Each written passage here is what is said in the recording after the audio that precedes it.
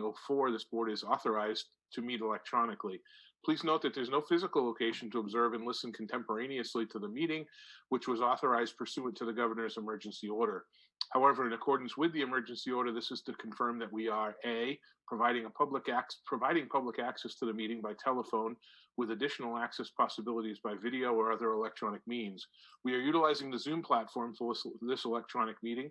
All members of the board have the ability to communicate contemporaneously during the meeting through the Zoom platform, and the public has access to contemporaneously listen and, if necessary, participate in the meeting through clicking on the following website address, and that is www.zoom.us/J/75407669, or by dialing the following phone number, 929-208-6099, and entering the following password, 75407669.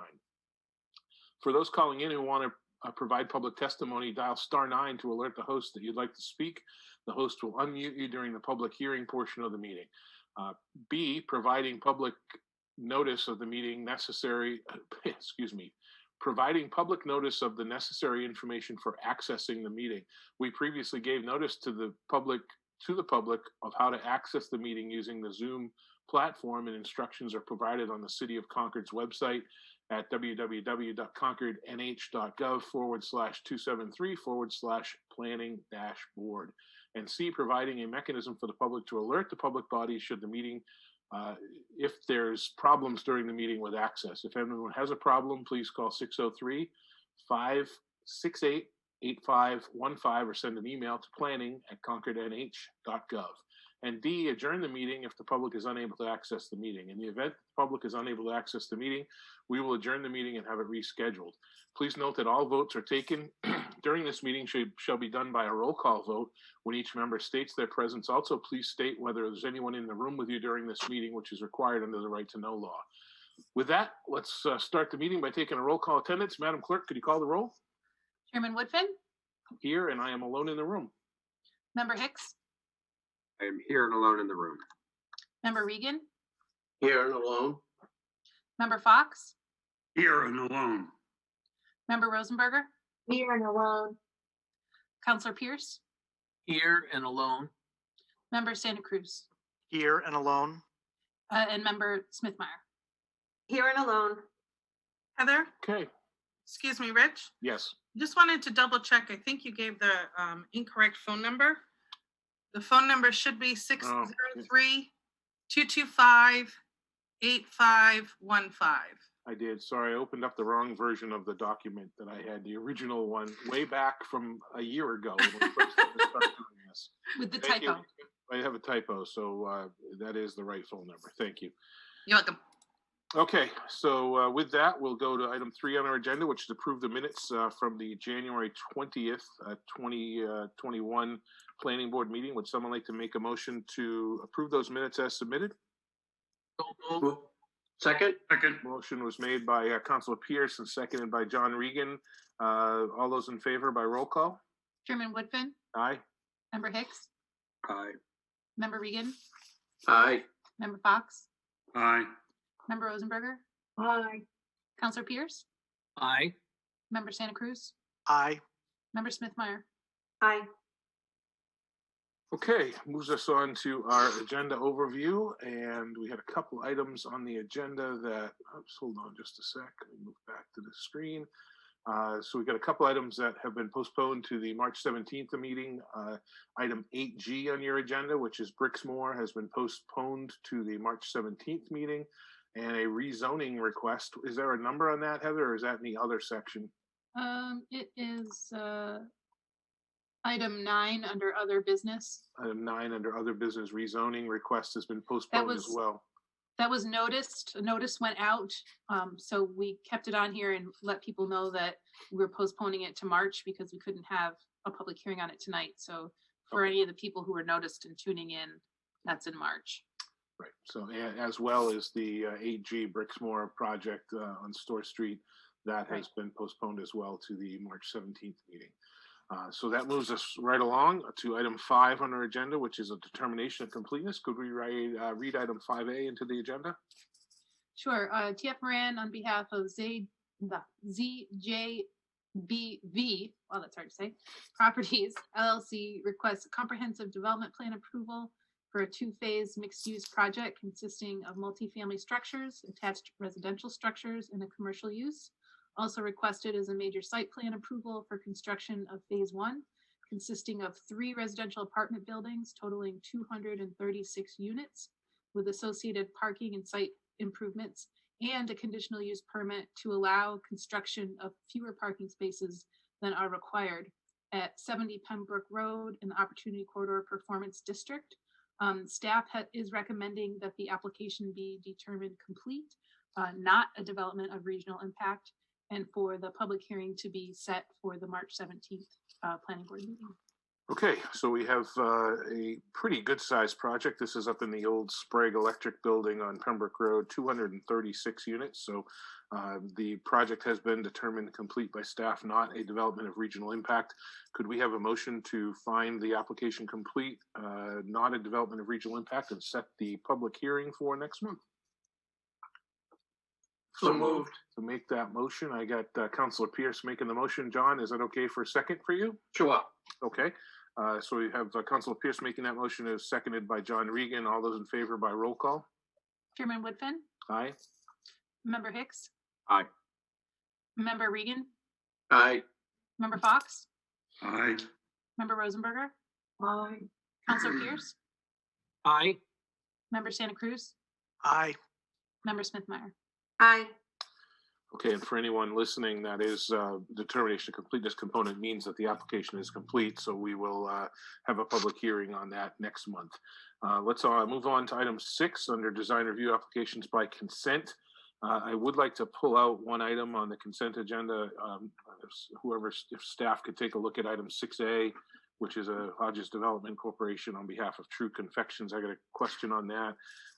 If anybody else in the board, would any member of the board like to pull any item off of the agenda from the consent agenda?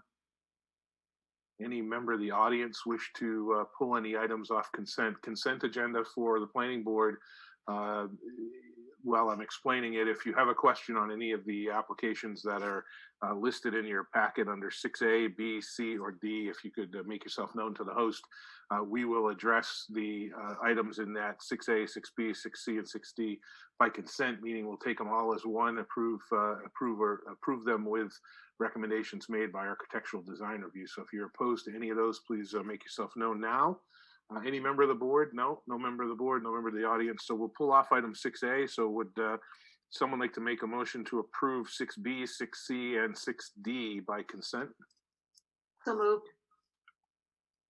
Motion was made by Suzanne Smith-Myers, and Councilor Pierce made that second, I believe, if I read your lips correctly. Is that right? Okay.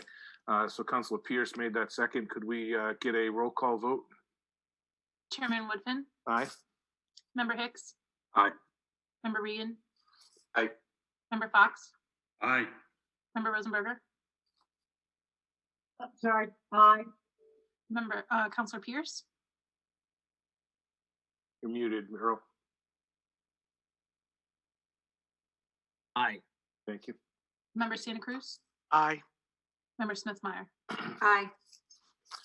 Okay, so that motion carries on consent. I do have item 6A I'd like to address, which is an application by Hodges Development Corp. On behalf of True Confection, requesting ADR approval for the replacement of non-illuminated wall sign, the installation of a new non-illuminated wall sign, the replacement of an externally illuminated panel on a freestanding sign, and the installation of a new non-illuminated projecting sign at 211 Loudon Road in the Gateway Performance District. So my question is on the very last item, which is the installation of the new non-illuminated projecting sign.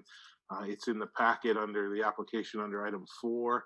It's a small ice cream cone that says open Year round. open year round. So my question to staff is that legitimate to have that little ice cream cone for candies and gifts on a pedestal sign like that out by the street, and what's to prevent next month Soak Spa or From the Top Hair Salon or the chiropractor or the Armed Forces Center or CBD store from coming in and saying, hey, I want to have one hanging from that as well. So I was concerned that we're moving outside of the pedestal sign, and who's to stop us from hanging things on either side of it. So I don't know if we have an answer to that or we don't. Sure, I can speak to that. So when all of these tenants came to ADR over the past couple of months, they had a sign that was put up without prior approval. So this was a retroactive action. Craig Walker was there at the time, and he explained that the site has a very large amount of frontage. And because of that, there was this opportunity for this particular tenant, which does not have very good visibility from the road where they're situated on site, to have this blade sign from this freestanding pedestal. Okay. Do you want me to summarize that since it was a little difficult Sure. Yeah, you were breaking up a little bit there. with the Sam. audio? So all the signs came through code, so they were approved by code. And the zoning administrator explained that because of the amount of frontage, they actually had enough frontage to make their freestanding sign, is what I'm hearing, larger. So they were under the requirement for the amount of square footage that they were allowed on the freestanding sign. So I guess the short answer is there's nothing to prevent any other property owner from doing that kind of a sign if they comply with the square footage of that they're allowed for their freestanding sign. Okay. So again, back to my point is where does it end, and what are we going to end up with? Again, if I'm a business owner, I want my sign to hang out and have another little addition to it. So again, that's fine. Is it already up? You said it's there? Yes. Okay. Okay.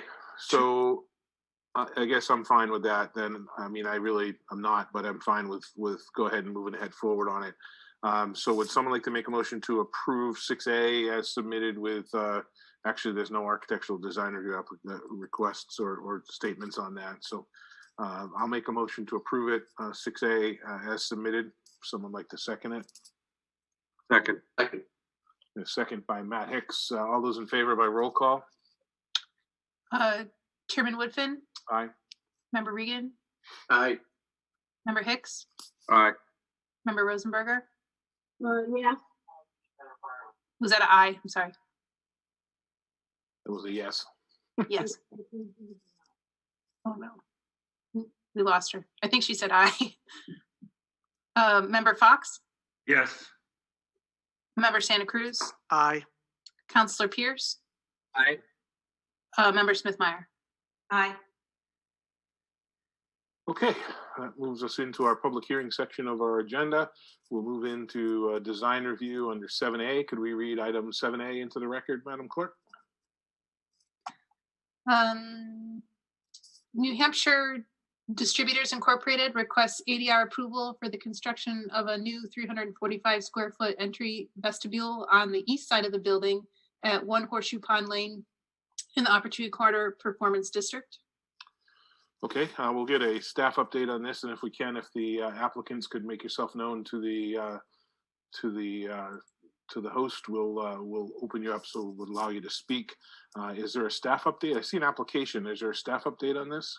Sure, I can provide a brief one. So this and the next one were just ADR applications, so no formal staff report, but both of these applications came to ADR this past month. For New Hampshire Distributors, there's a new vestibule proposed on I believe the east side of the building to match what is currently on the north side.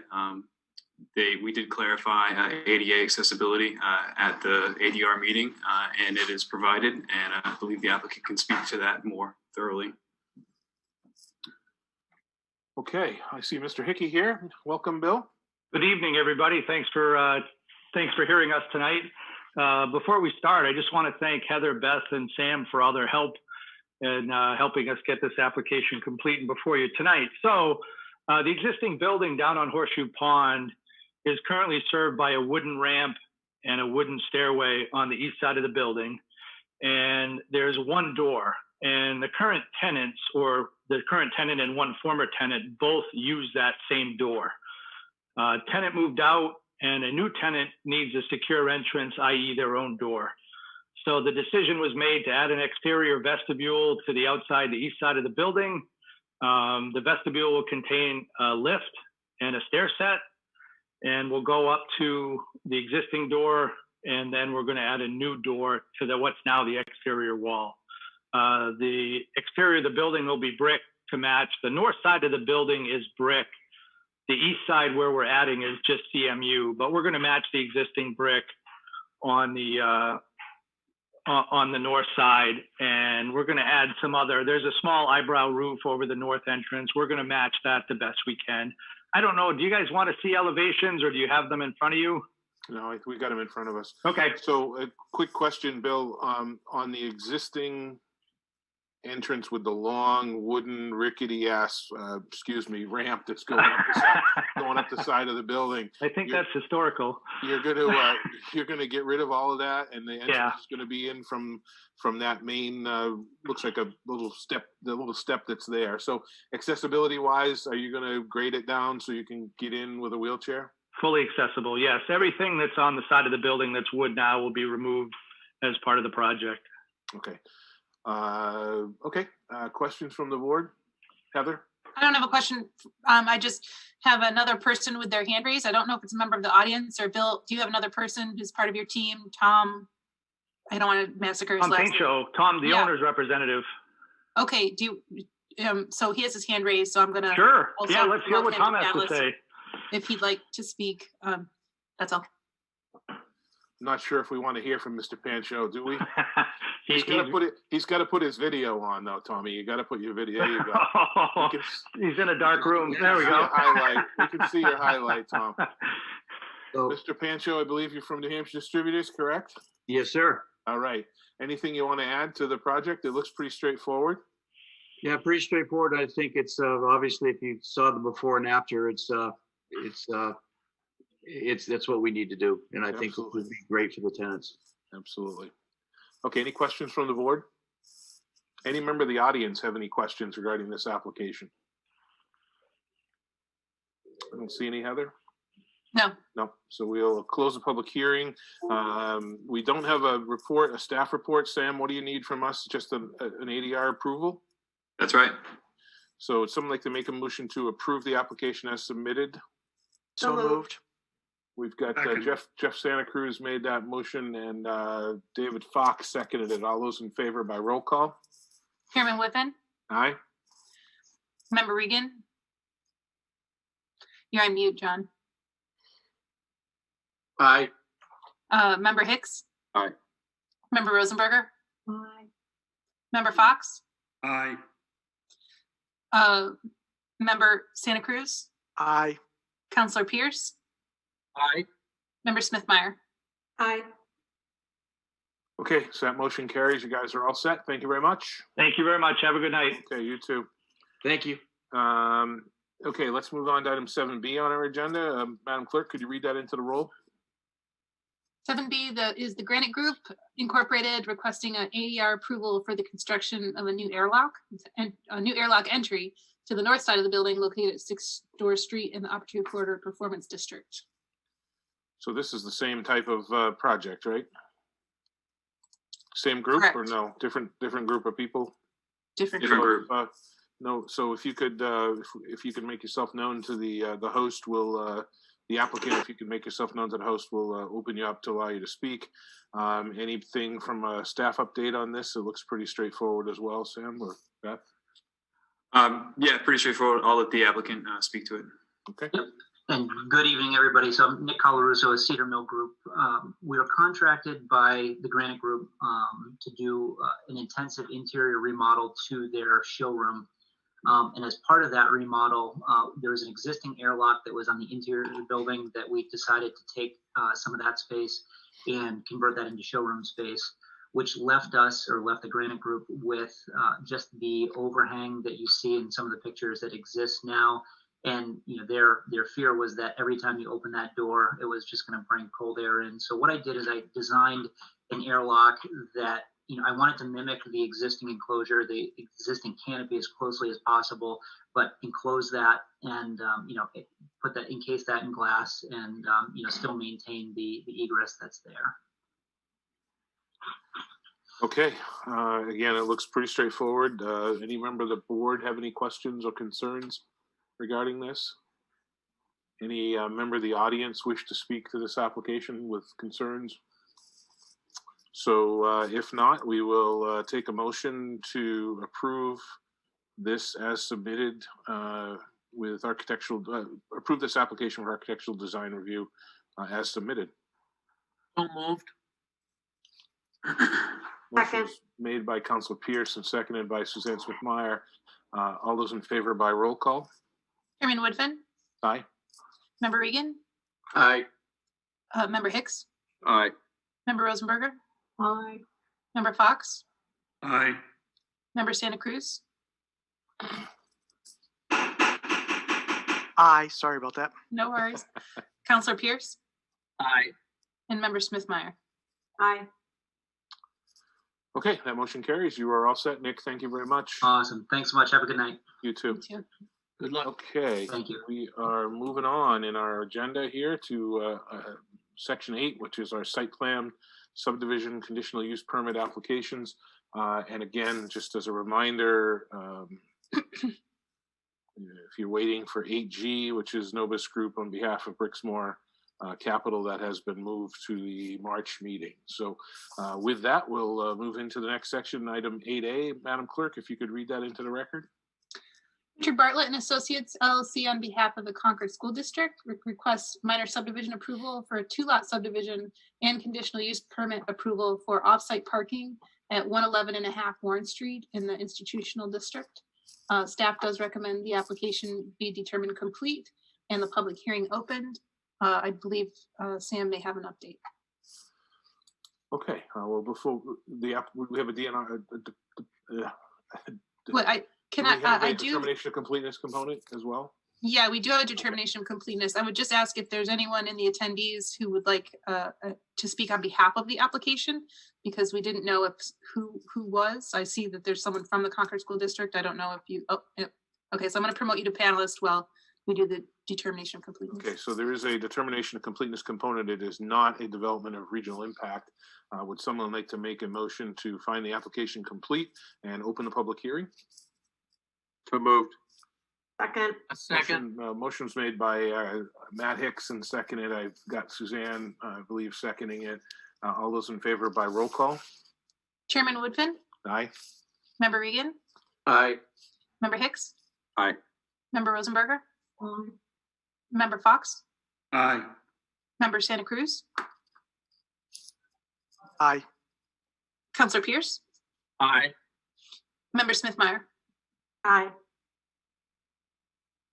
Okay, let's get a quick staff update on this. And again, if anybody's here to speak, we got one from Concord District School District. So can we get a quick staff update on this project? Sure. So this is a minor subdivision to subdivide off the Concord Stables building from the surrounding parking lot, which is utilized by the Concord School District. This is under 67454. There are a few variances that will need to be requested for dimensional standards, setbacks, and whatnot.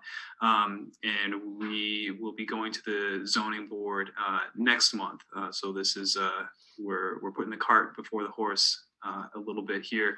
But this is the purpose of this is to subdivide off the stables building for use as a museum to store and show the Concord coaches. And there are a number of waivers requested as well for topography, natural features, and the like. But we are in good company here, so I would turn this over to the applicant. Great.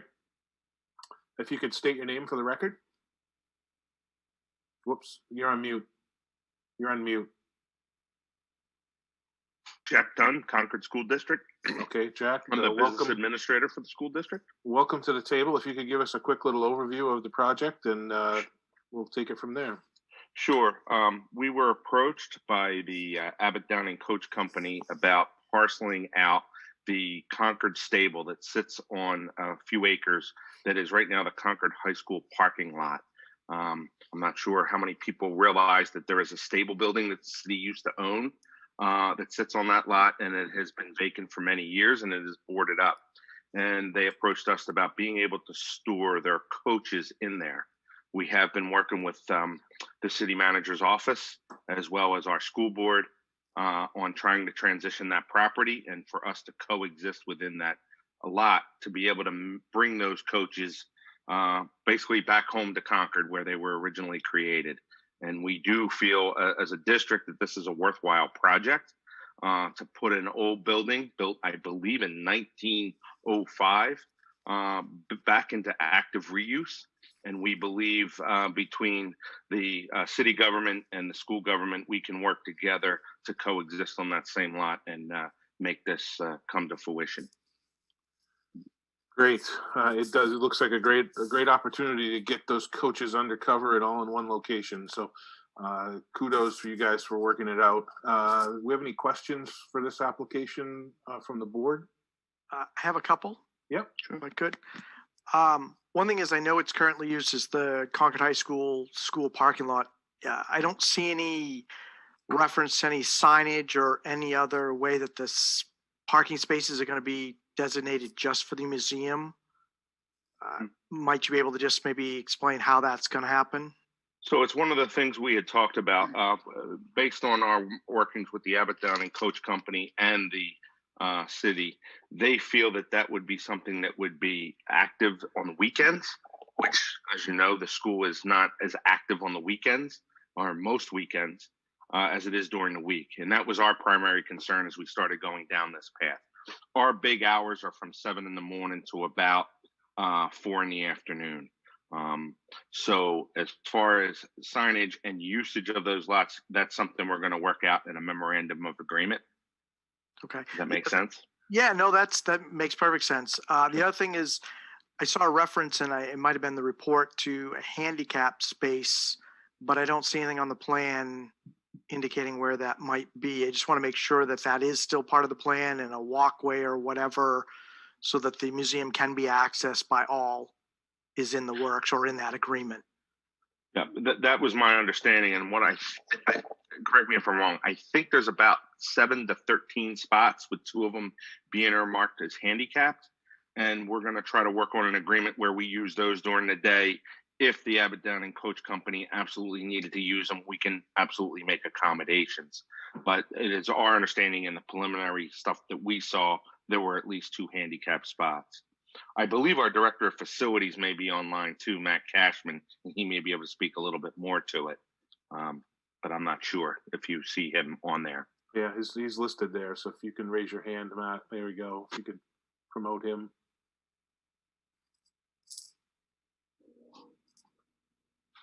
You are active, Matt. He's now able to speak and do video if he wants. You're still on mute though, Matt. There you go. Okay, can you hear me? Yep. Okay. So about handicap accessibility for the building? And parking spots, just want to make sure that's being taken into account or is being discussed as part of the agreement. It definitely is being discussed, and knowing that this building being repurposed and brought back to life, we would have to apply to current codes, which also cover ADA accessibility. So yes, that would be taken care of. Okay, that's all I had. Thank you. It's just a single floor, right, Matt? There's a basement level, a mid-level. Oops. Whoops. We lost. And then there's an upper, at least in the preliminary Whoops, you're breaking up there, Matt. discussion. Just turn off your video. You're breaking up. So as much as we want to look at you, Okay. we can't hear you and see you at the same time. So No it's problem. I think it's probably better to hear you. So you said there's a basement level, a mid level, and a top level. Will all those be accessible? That's not your deal though. You don't have to worry about that, I guess, right?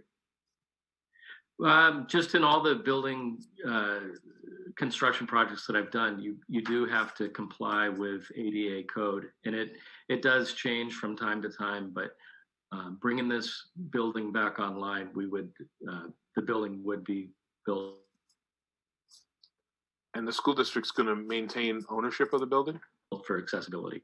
Oops, sorry. No, it's our understanding we're going to parse out that land and the city would own it. And then there would be an agreement to use that parking, as we said. Gotcha. And it's our understanding what they're going to do is lease that to the Abbott Downing Coach Company for a minuscule amount of money. And both of us would jointly work together to make sure that building can be used. There's accessibility for parking, even if it's beyond the spots that's allocated to them. But at least that building would be saved and put into active reuse. Great. Councilor Pierce, I got your hand up. You have a question? Yes. Thank you very much. Just a quick comment. This is an important endeavor for the council. We've talked about it a lot, and I do want to thank Mr. Dunn and others for their willingness to work this out.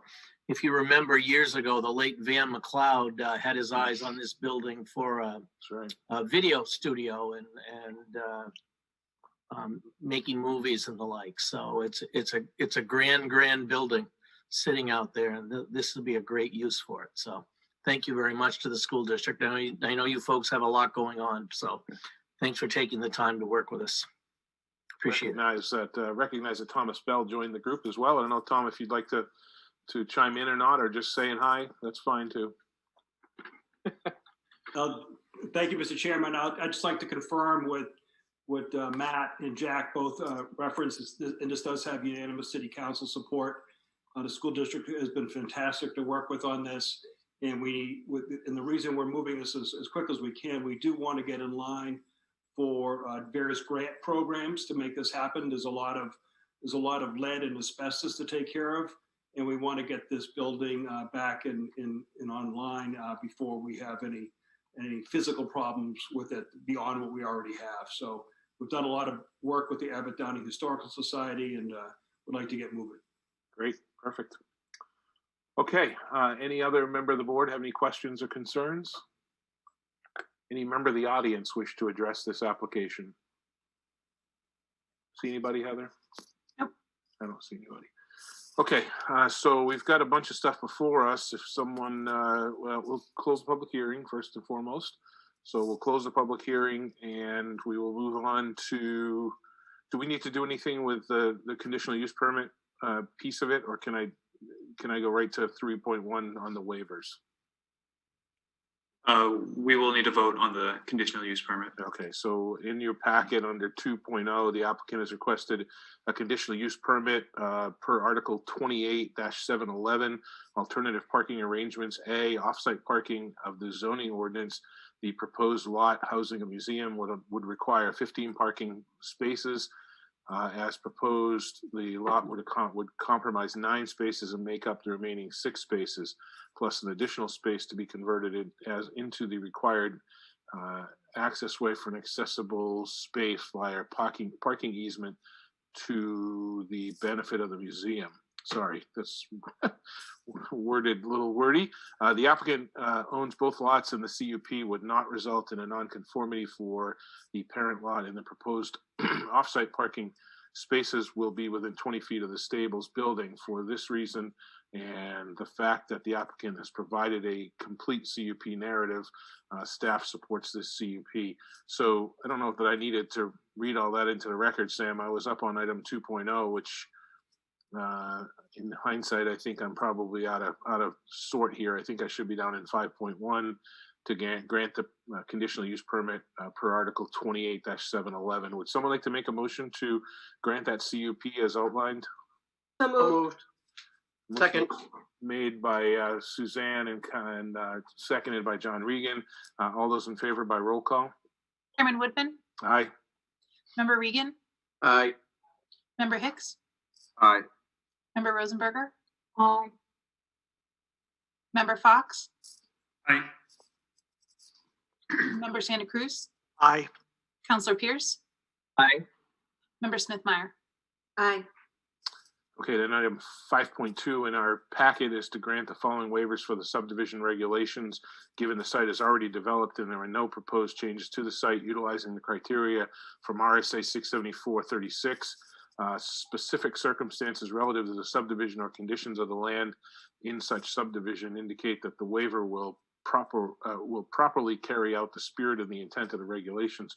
So we've got waivers for 12.035 for wetlands, 12.07 wetland delineation, 12.083 for topography, 12.085 for natural features, and 12.08D, which is usable land. Would someone like to make a motion to grant those waivers as outlined? So moved. Second. Jeff making the motion, Suzanne seconding it. All those in favor? Chairman Woodfin, Aye. Member Regan, Aye. Member Hicks, Aye. Member Rosenberger, Aye. Member Fox, Aye. Member Santa Cruz, Aye. Counselor Pierce, Aye. Member Smithmeyer. Aye. Okay, and item 5.3 is to grant minor subdivision approval for the 2-lot minor subdivision at 111.5 Warren Street, subject to the following conditions that are outlined in conditions 1 through 8. Would someone like to make a motion to grant that minor subdivision as outlined? So, second. We got Matt making the motion and Council Pierce seconding that motion. All those in favor by roll call? Chairman Woodfin, Aye. Member Regan, Aye. Member Hicks, Aye. Member Rosenberger, Aye. Member Fox, Aye. Member Santa Cruz, Aye. Counselor Pierce, Aye. and Member Smithmeyer. Aye. Great. Well, that handles it. Took us all that time to do more time doing roll calls than reading it into the record. So thank you, everybody, for your hard work on this project. We'll look forward to going in and viewing the carriages soon enough. So thank you, everyone. Thank you. All right, let's move along on our agenda if we could. Heather, item 8B. If we could read that into the record, and if you are here for 8B, I think there's several people listed to be here for this next one. If you could just make yourself known to the host. Actually, I'll read it in the record while you open people up, Heather. So That's okay. I only got one person's hand raised. okay, so why don't we do 8B? If you could read it into the record. Novus Group, on behalf of Capital Regional Healthcare Corporations, requests minor subdivision approval to subdivide the new medical office building and ambulatory surgery center lot from the main Concord Hospital campus at 250 Pleasant Street and 116 Langley Parkway in the institutional district. The applicant also requests minor condominium subdivision to subdivide the new lot into condominium units. And staff does recommend that the application be determined complete, not a development of regional impact, and that you open the public hearing. Okay, so we've got a determination of completeness component. Staff has found the application complete. It is not a development of regional impact. And would someone like to make a motion to find the application complete and open the public hearing? So moved. Second. Motion was made by Jeff Santa Cruz and seconded by David Fox. All those in favor by roll call? Chairman Woodfin, Aye. Member Regan, Aye. Member Hicks. Aye. Member Rosenberger, Member Fox, Aye. Member Santa Cruz, Aye. Counselor Pierce, Aye. and Member Smithmeyer. Aye. Okay, so we will open the public hearing. Anybody else that's would like to come in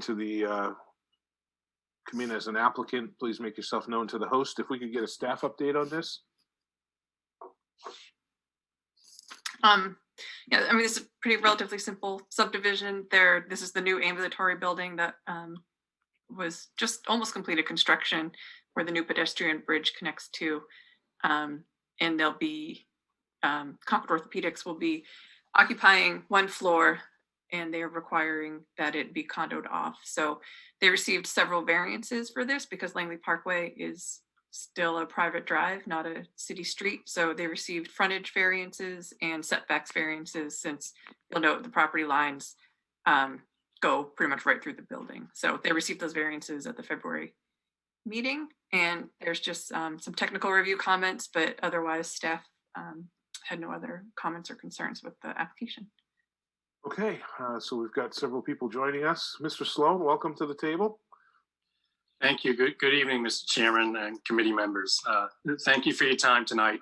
I'm Scott Sloan. I'm the Chief Financial Officer, Capital Region Healthcare, Concord Hospital and subsidiaries.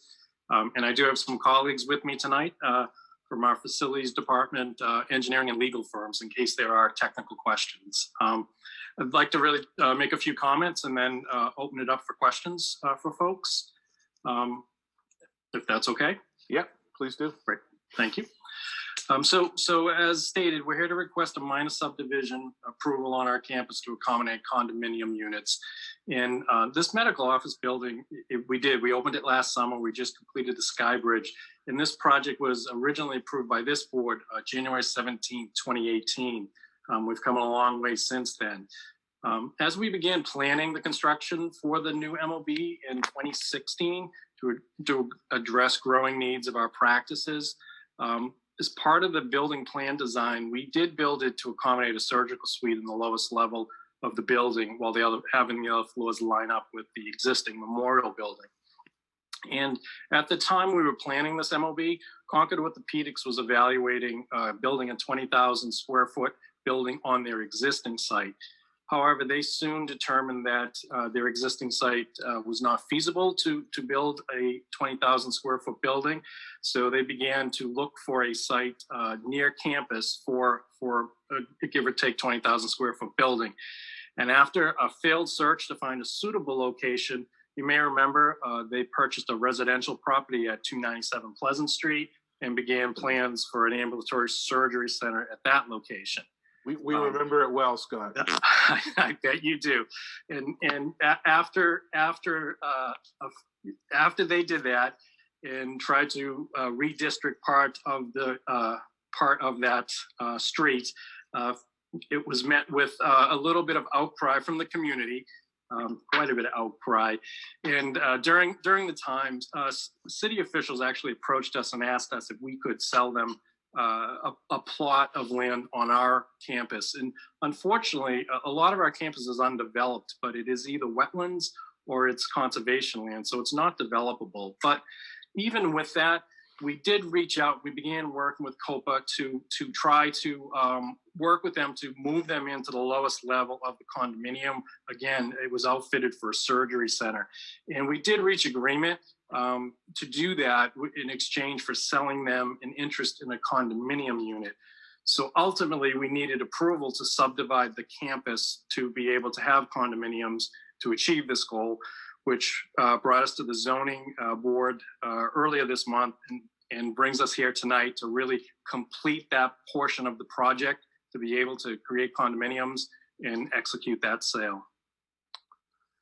Great. Okay. Questions from the board? Anybody have any questions regarding this? No? Have any questions from the audience? Any member of the audience have questions or concerns? I don't see any hands, Heather. No? No. Okay. So with that, I'm going to close the public hearing and we will look at the item in our packet. And I noticed Beth said there's some technical comments. My goodness, there's more technical comments I've ever seen on an application. So everything here, Beth, from my perspective, is just addressed in 3.1, right? That's all I need to address? Yeah, those are just sort of readability and just minor cleanup items. Okay. So in our packets, folks, we've got 3.1, which is to grant minor subdivision approval to subdivide a 2.8 acre lot from the existing 55.8 acre Concord Hospital campus and subdivide the new lot into condominium units at number 116 Langley Parkway and 250 Pleasant Street in the Industrial IS District, subject to the following precedent conditions and fulfilled within 1 year. That's outlined in precedent conditions 1 through 7. Would someone like to make a motion to grant that minor subdivision approval as outlined? So Move moved. approval. Second. Motion was made by Suzanne, seconded by Matt Hicks. All those in favor by roll call? Chairman Woodfin, Aye. Member Regan, Aye. Member Hicks, Aye. Member Rosenberger, Aye. Member Fox, Aye. Member Santa Cruz, Aye. Counselor Pierce, Aye. Member Smithmeyer. Aye. Great. Well, again, it looks pretty simple when we do it and when it's done right and all the information is pushed into us the right way and we can review it the right way. So congratulations to everybody that was involved in this project right from day one. Scott, I think you and your team deserve a pat on the back. It looks great. No, thank you very much. Appreciate it, Mr. Chairman. Okay, with that, we will move on. Thank you for joining us, and you guys are dismissed. You can go home. Thank you. Or go turn off your computers. All right, we will move on in our agenda. We'll move to item 8C. TF Moran, if we could read that into the record. TF Moran, on behalf of KRJ Finance LLC, request minor subdivision approval for a 3-lot subdivision at 462 Josiah Bartlett Road in the medium density residential district. Staff does recommend the application be determined complete, not a development of regional impact, and to open the public hearing. And I believe Okay. staff does have an update. Does have an We'll update. get that in just a sec. If there's anybody that wishes to speak, just make yourself, or if anybody that is speaking for the application here, if anybody would like to present for this, please make yourself known to the host. We do have a determination of completeness component. Staff has determined that the application is complete. It is not a development of regional impact. Would someone like to make a motion to find the application complete and open the public hearing? So moved. Second. Motion made by John Regan, seconded by, who seconded that? Earl. Council Pierce seconded that. All those in favor by roll call? Chairman Woodfin, Aye. Member Regan, Aye. Member Hicks, Aye. Member Rosenberger, Aye. Member Fox, Aye. Member Santa Cruz, Aye. Counselor Pierce, Aye. Member Smithmeyer. Aye. Okay, if we could get a quick staff update on this. Sure. So this is a 3-lot minor subdivision. 2 lots being carved off of the parent lot are on basically either corners of the frontage with a large amount of area in the middle for potential future development. One thing of interest is there is kind of a natural drainage swale coming off of Josiah Bartlett Road, and it runs into the, I believe the northern, or actually the southern new lot. And this does run through the protective well radius. One of the staff comments is that either the well radius be relocated or if there is any future development on the remaining lot, that the drainage swale be either regraded or moved or something changed in some way so that it does not negatively impact any groundwater. Is that on the left-hand side or the right-hand side of the plan? The left hand. Left-hand one, okay. Okay, well, we'll welcome a couple of folks to the table. If you guys could state your name for the record. Thank you, Mr. Chairman. Can you all hear me okay? Yes, we can. All right. Well, thank you very much, members of the board. I appreciate the time tonight. And I know you have a couple items on your agenda, so I'll try to be succinct and then open it up to questions. I'm not sure if you'd like me to show my plan. Or share my screen. I do have a color which might just help visualize. Great. Yeah, go ahead. Then we don't have to look at all these people either. So that'd be great. All right. Then you don't have to look at me. Can everybody see kind of the color up that I brought up on the screen right now? Yeah. Yes, could you just state your name for the record for our Oh yes, I'm sorry. minutes? Yep. My name is Chris Rice with TF Moran. I'm here on behalf of the owner of KRJ Finance LLC, and the owner Mike Witcher is also on the call in case you need anything. We're here this evening for the property located at 462 Josiah Bartlett Road, which is known as tax map 44Z lot 37. It currently, if you're looking at the plan that I just put up, that red outline is the entire parcel, which is approximately 14.6 acres in size. And it has a small existing single family home in the upper right corner of the plan. Sheep Davis Road is abutted to us on the west-hand side and on the east, and all the surrounding areas were abutted by Residential Drive. Welcome Drive is right across the street from the remainder parcel, if you will. And the property is located in the medium density zone. The proposal before you tonight is for a minor frontage subdivision to create a separate lot 1, which is this lot here, which would have the existing house to remain on it, a new lot 2 over in this location, and then a remainder lot 3. The 2 proposed house lots meet all the city requirements for frontage and lot size, and the remainder lot will probably come before you at a later date once plans for that are fully developed.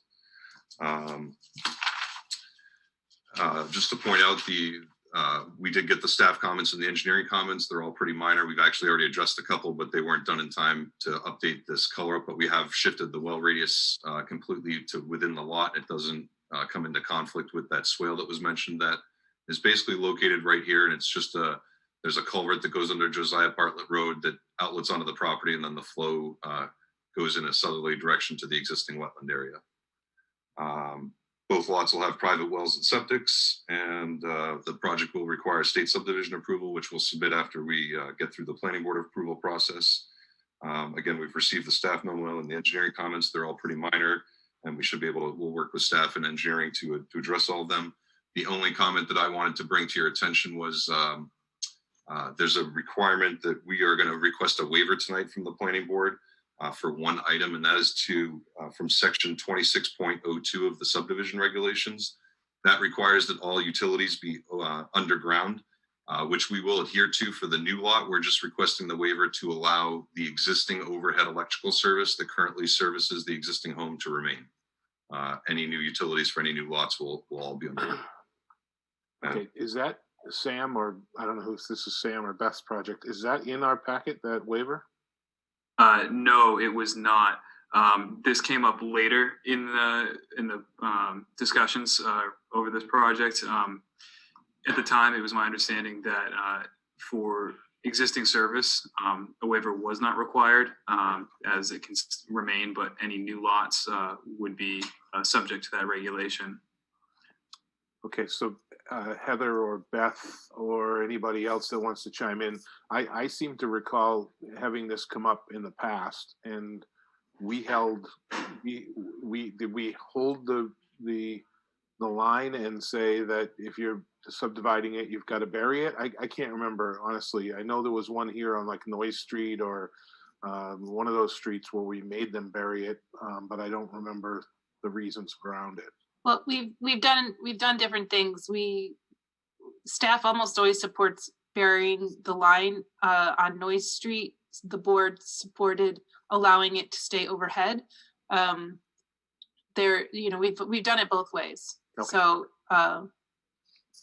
okay, that's fine. I don't really, to be honest, I don't know the situation on Josiah Bartlett in terms of the existing overhead stuff there. They're acknowledging that they're going to bury the lines for all the new development and the new house lot. It's only the one existing house that they're asking for the waiver. I don't have an incredible amount of heartburn over it. Okay. All right. And just for the board's knowledge, I did just bring up a perspective of the proposed new house. That's what it's intended to look at. Okay. On lot 2. And that's on as we looked at the plan, it would be on the left side of the plan where that swell was, right? Correct. And the right side of the plan has the existing house, and then there's any proposed changes downstream. Yes, correct. Okay. I like the way that garage is set back. Can you have it? I almost wanted to say something. I was waiting.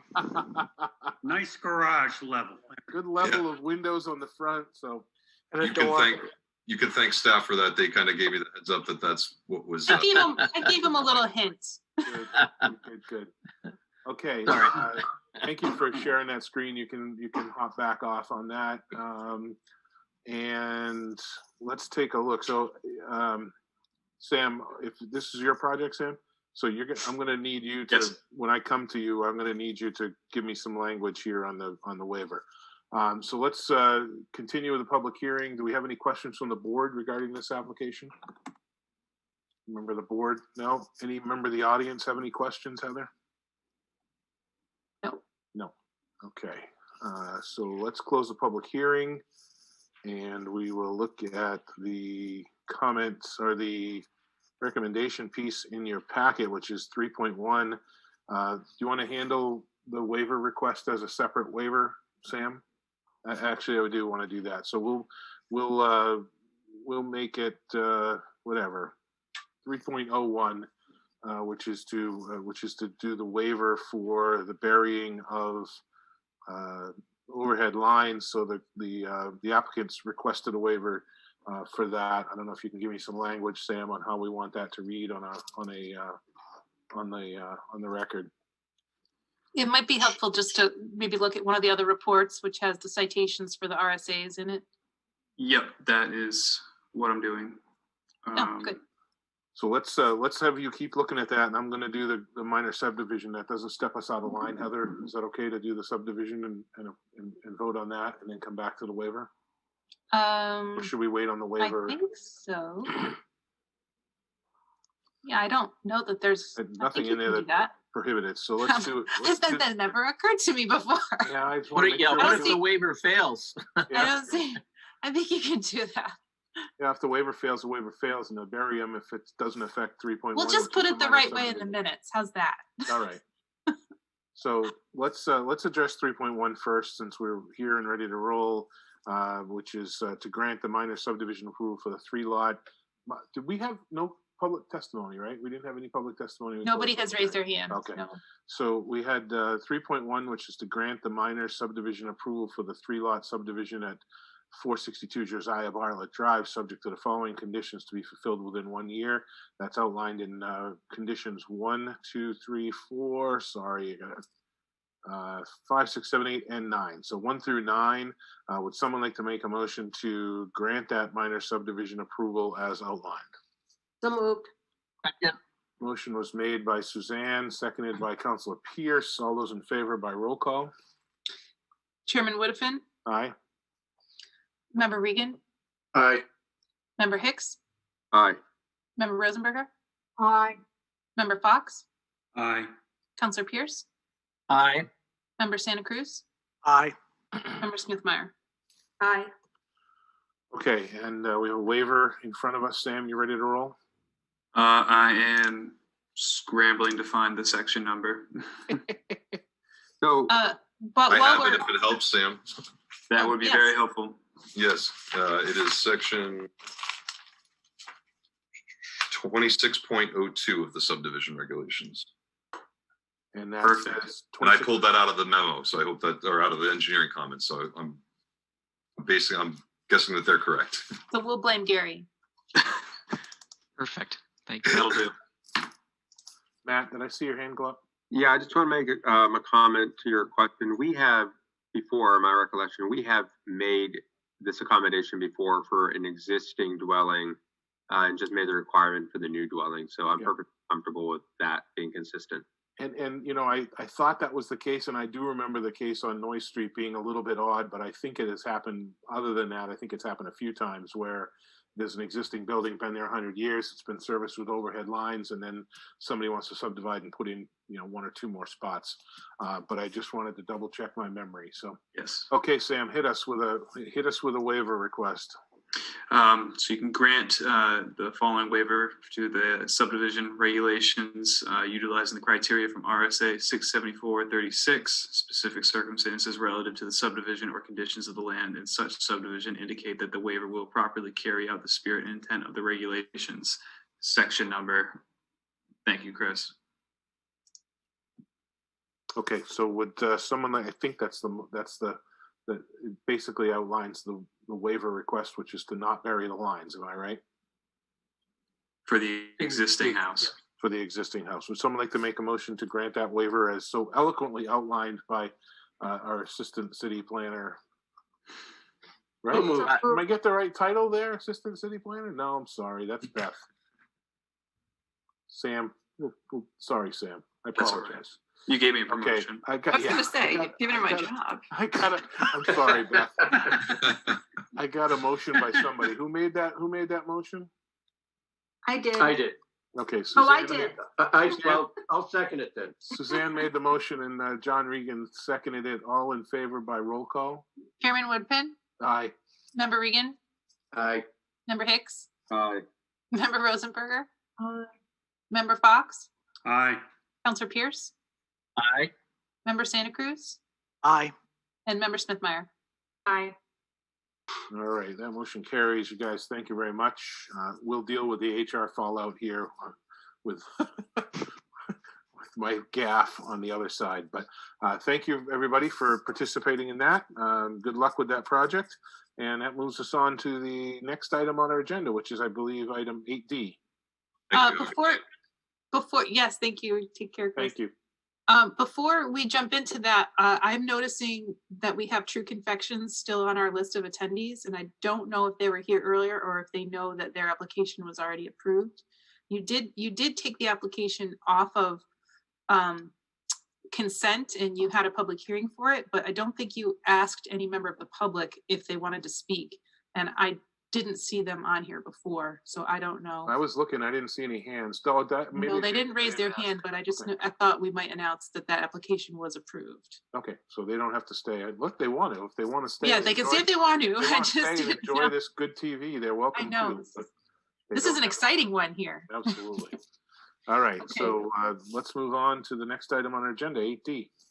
8D is Brenda Perkins requests a minor site plan approval to allow a third dwelling unit at 195 East Side Drive in the single family residential district. Staff does recommend the application be determined complete, not a development of regional impact, and that you open the public hearing. Okay, if the applicant could make themselves known to the host, we will recognize that this is the determination of completeness component and not a development of regional impact. The staff has recognized that it is complete and set the public hearing and open the public hearing now. Would someone like to make a motion so eloquently outlined there by your host here to find the application complete and open the public hearing? So moved. Second. Motion was made by Councilor Pierce and seconded by John Regan. All those in favor? Chairman Woodfin, Aye. Member Regan, Aye. Member Hicks, Aye. Member Rosenberger, Aye. Member Fox, Aye. Councilor Pierce, Aye. Member Santa Cruz, Aye. Member Smithmeyer. Aye. Okay, let's get a quick staff update if we could on this project. So this is an existing three-family home, but the third apartment unit was never approved. So Ms. Perkins, when she purchased it, knew that, so she is trying to legitimize it. The site has been used this way for several years. There's variances were received for, I believe, the driveway and setback for pavement, and there's no site work proposed. They have space for the parking that's required, and the only site work that's required is a water line. So she provided us with an existing conditions plan that was previously created by another surveyor back a while ago, but no site conditions have changed. So she is asking waivers to not provide a site plan, to use the previous existing conditions plan, and staff supports the waiver with the condition that before any excavation work is done, that the lot's corners be located and confirmed, but to ensure that they don't do any work that impacts abutting properties. Okay, well, welcome to the table, Ms. Perkins. If you could state your name for the record, even though I see it right there, you gotta have you state your name. Yes, thank you. Brenda Perkins. I am a local realtor here in the community and also a founder of a nonprofit that helps others in our community and the surrounding area. And as Beth mentioned, the property has probably been used as a three-family for 20 or 30 years, but my reputation in our community means a lot to me. And so I have not rented the unit.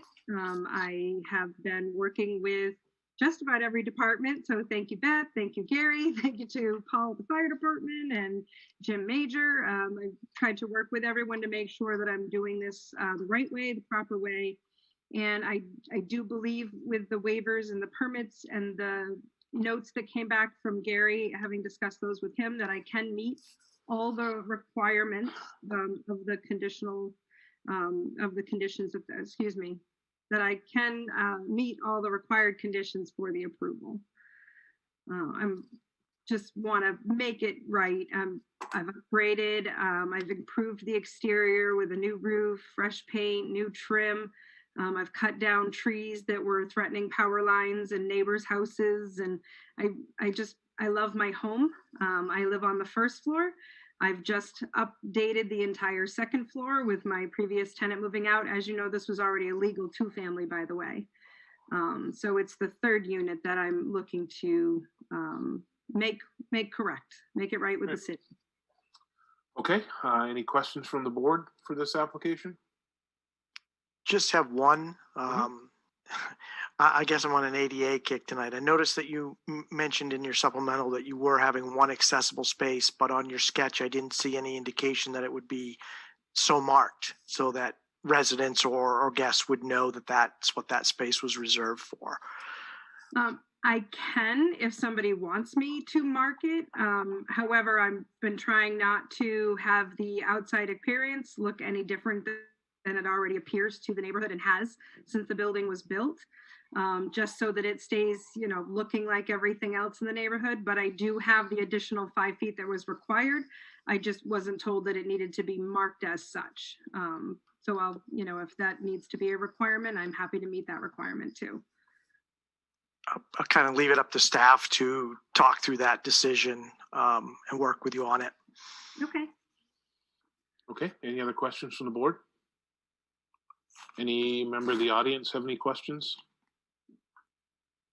No.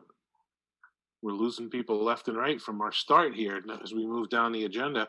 Okay, so without any questions, we're going to go ahead and close the public hearing portion and move into the recommendations piece in our packets here. So we've got in our packet 2.1, 2.2, just 2.1 and 2.2. So in the packet, 2.1 is to grant the following waivers to the site plan regulations utilizing 674-44, section 1503 to utilize the previous existing plans, and 15.04 to not submit a site plan with the exception of the water line upgrade. No site plan work is proposed, and staff does support both of those requests. Would someone like to make a motion to grant those waivers as outlined? So moved. Motion was made by Jeff, and David Fox was the second on that. All those in favor by roll call? Chairman Woodfin? Aye. Member Rosenberger? Oops. Sorry, all my squares went out of order, and then my name mine did out of too. order. This is not trying to catch anybody off guard. Everybody's in different order. Gotcha. We all moved. Member Regan? Aye. Member Hicks? Aye. Member Fox? Yeah, aye. Counselor Pierce? Aye. Member Santa Cruz? Aye. Member Smith-Meyer? Hi, can I just make a quick comment? Sure. I really would like to staff to know that I don't think it's really necessary to mark a handicapped in a residential area like this, especially with it being owner occupied. Yeah, would concur. I agree. I agree. Yeah, and that was a question that we had as well. We don't typically, it's not in our regs, but if it's an ADA requirement, I don't know if that's up to us to enforce or not enforce. So I was going to talk to Jeff offline since he's our new ADA expert, because we have not enforced this in the past, and I don't know if that's in error or if it's something at discretion that we can do in residential properties. So Yeah, I would think that because it's owner occupied that you would not have to, because that would be less commercial, I guess, if it was someone that didn't live there. So anyway, that's my 2 cents worth. And the other question would be, Beth, is if the marking could be in a form of a sign at the front of the spot, or, does it have to be pavement marked with striping and all that? So, okay, so we will move on to 2.2, which is to grant the minor site plan approval for the proposed conversion of a 2-family dwelling to a 3-family dwelling at 195 East Side Drive, subject to the following conditions under precedent condition 1 and subsequent conditions 1 through 6. Would someone like to make a motion to grant that minor site plan approval as outlined? So moved. Motion was made by Suzanne, seconded by David Fox. All those in favor by roll call? Chairman Woodfin? Aye. Member Regan, Aye. Member Hicks, Aye. Member Rosenberger, Member Fox, Aye. Counselor Pierce, Aye. Member Santa Cruz, Aye. Member Smithmeyer. Aye. Okay, you are all set, Brenda. Good luck. Thank you for coming. Thank you for doing the right thing. We weren't going to make you rip it out, but thank you for coming and doing the right thing. Well, thank you. I really do appreciate this very much. I love my home. It's going to help me maintain it. Thank you Great. so much. Have a good night. Okay, let's move on to item 8E in our agenda. Keach Nordstrom Associates Incorporated, on behalf of Martin and Mary Jane Coronis, request major site plan approval for a conversion of a 4-unit dwelling to a 5-unit dwelling at 264 to 266 North State Street in the Urban Transitional District. This was previously determined complete and not a development of regional impact. No, it wasn't. It wasn't? No, this is Oh, right. They asked for the waiver. I apologize. Yeah. So staff does recommend that it be determined complete, not a development of regional impact, and to open the public hearing. I believe you have to grant the waiver before you continue to open the public hearing. Grant what waiver? The waiver to, so they have requested to have, this is a major site plan, but they requested to have it all in one hearing at the same time as the determination of completeness, which is a waiver, which staff did support because it's just a conversion from 4 units to 5 units, and there's not a lot of site work involved in the project. So should we make that, someone like to make a motion to grant I think, the waiver? let's see, the Before order we of do that? things should be a determination of completeness with the DRI, Yeah, and then waiver. grant the waiver, and then open the public hearing. Okay, so let's, we've got why don't we ask that the applicant make themselves known? We'll walk through those two pieces, which is staff has found the application complete. It is not a development of regional impact. Would someone like to make a motion to find the application complete and open the public hearing? No, not open the public hearing. You just want to find it complete and application not a complete. determination of regional impact. And not a development of regional impact. Correct. I move completeness. We have a second? Second. Okay, Suzanne, I got your second. Councilor Pierce was the motion. All those in favor by roll call? Heather? Oh, I apologize. Chairman Woodfin, Aye. Member Regan, Aye. Member Hicks, Aye. Member Rosenberger, Member Fox, Aye. Member Santa Cruz, Aye. Counselor Pierce, Aye. Member Smithmeyer. Aye. Okay, and we have a waiver. Heather, Correct. just give me the language you want me to, the waiver. It should be in the report, I don't see it. I looked. and it's in the opening paragraph of the report, because you had to do it before the opening the public Okay, I hearing. got So it, we put it sorry. right in the front So, for you. We very confusingly put it right up front for Yeah, you. where I don't read that stuff up there. Don't tell Kidding. anyone that. Only kidding. Off the record. Okay, so this has got a waiver to request section 6.032 of the site plan regulations to hold a public hearing at the same meeting, and it's the determination of completeness component. The applicant met with staff on January 7th to discuss the project in depth and was able to address several issues identified. Staff does support this waiver. Would someone like to make a motion to grant that waiver as outlined? So moved. Motion was made by David Fox, seconded by John Regan. All those in favor by roll call? Chairman Woodfin, Aye. Member Regan, Aye. Member Hicks, Aye. Member Rosenberger, Aye. Member Fox, Aye. Member Santa Cruz, Aye. Counselor Pierce. Aye. Oh man, you shared your screen before I was done with roll call, and now I can't see who my members are. I think Member Smithmeyer. Aye. Okay. Okay, so we have now opened the public hearing, right, Heather? Am I in right order here? Yes, you are So we'll correct. Open the public hearing and And welcome Matt the, Peterson stole our screens already. so we'll welcome the applicant to the table. If you could state your name for the record. Good evening, Mr. Chairman. Matt Peterson here with Keach Norsham Associates, here representing Marty and MJ Coronis on the redevelopment of 264 and 266 North State Street. Okay, so let's get a staff update if we could on this before we move into the testimony piece. Sure. So this is a conversion from 4 units to 5.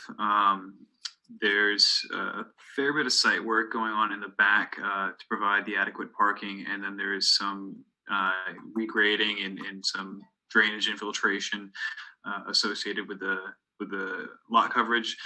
There's also some creative driveway maneuvers going on here. It's a pretty tight lot, and it's the butter's driveway to the north, so that's 268. The property line basically splits the driveway. So what we've come up with the applicant is using the butter's driveway in conjunction with this driveway to do kind of a one-way in, one-way out, kind of like a loop. And this will all have to be formalized through access easements. And we did receive communications that the abutter is amenable to this, but we have nothing in writing, but we do have verbal confirmation. So that does, it makes it a little bit more interesting, but it is a creative solution for a tight lot. Does anything need to be done as far as the getting it in writing before anything can move forward? Should we note That'll that be a at all? condition of approval. Okay, all right. Okay, let's welcome you to the table, Matt. If you could tell us about this project. Okay, so on the overall here, you can see the house, the units we're talking about are right here on the North State Street. This is back last May. I think most of you guys probably remember that this was the unit that burned down and took out that top floor unit there. So once this had burned down, my clients came along and purchased this building. And during the renovations that they had started last summer, it was determined that in the top unit here that they could redo the beam up there and put an LVL up there and create an extra unit. My client has multiple units in the city and throughout the state. Obviously, I think we all know the need for housing, so we figured it made sense to spend some money and go through the process here. Based on that fire happening last year, this building is going to be sprinklered. So another reason why we wanted to try and grab an extra unit there to try and balance the cost. This building, these 2 units were built about the 1800s, late 1800s. So been around for a little while that's there. And so we've gone through the whole process. The building department was very nice to this applicant at the time. Once that fire happened, as you saw from those pictures, it kind of tore off the roof, obviously. So they were having issues that if we had gotten a lot of rain and storm, it was going to do a lot of internal damage. So again, building department worked with them to get it winter ready by putting this LVL and creating some space up in the top floor. At that point, then they hired us to put together the project. This is what it looked like prior to the fire. 1 unit here is 264 and 266 on the second. There's 1 unit on the first floor here, a second unit on the second floor here, and the exact same thing on this side here and here. And then again, the attic would have the 5th unit, and again with the sprinkler of the system. What we'd like to do on site,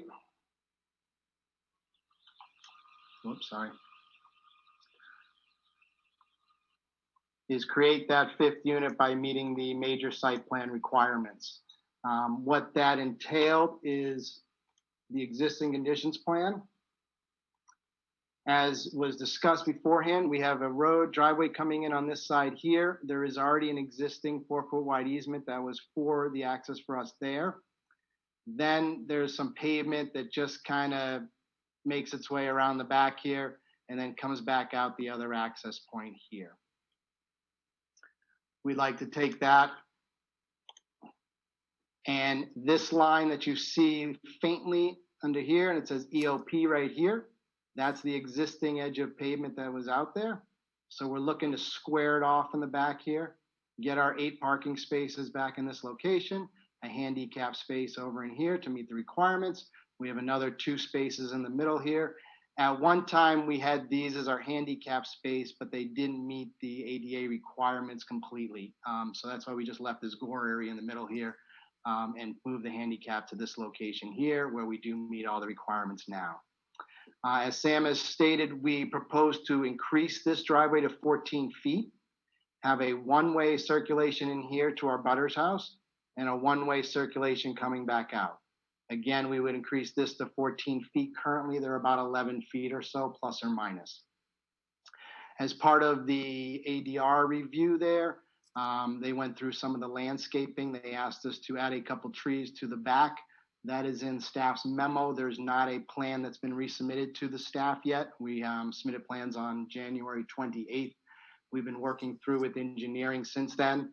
I believe engineering could speak that I think we've addressed all their concerns. Maybe there's a note or so that they wanted, but we've addressed 99% of their concerns at this point.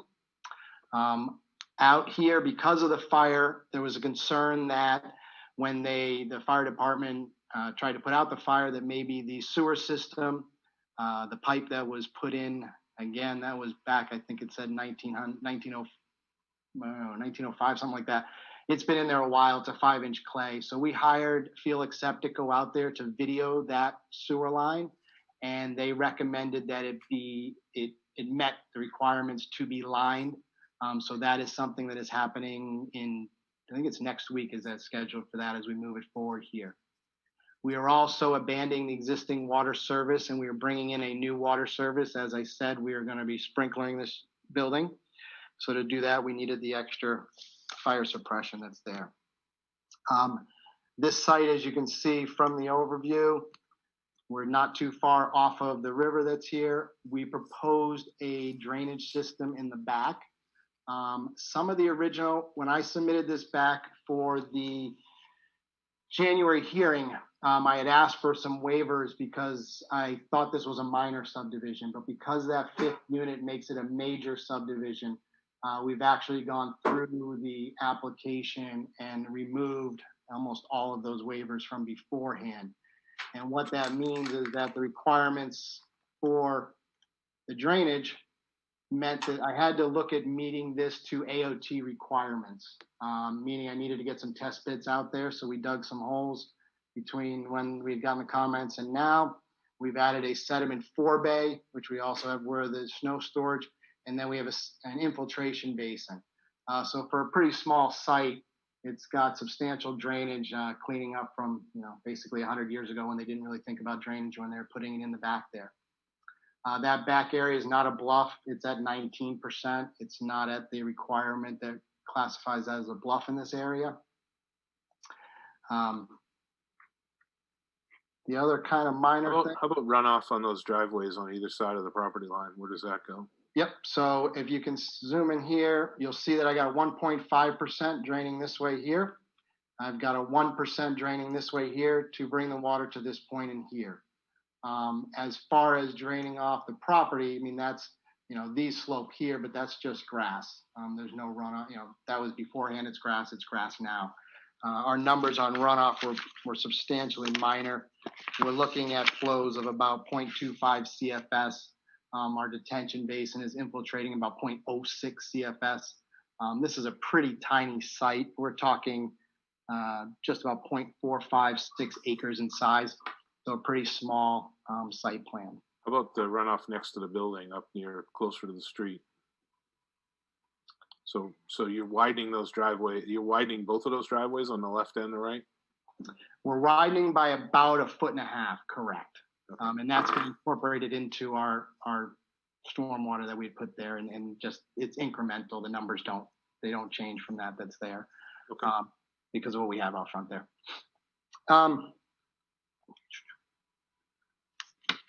That's I was expecting to be on very late tonight. You guys are extremely fast in your agenda tonight. But I will open it up for comments and questions from the board and kind of go from there. Don't tell anybody, we're quick, so. Well, I was on Auburn and I was sitting on the other side of the office and they were telephoning and I thought I was going to get screwed with both of you.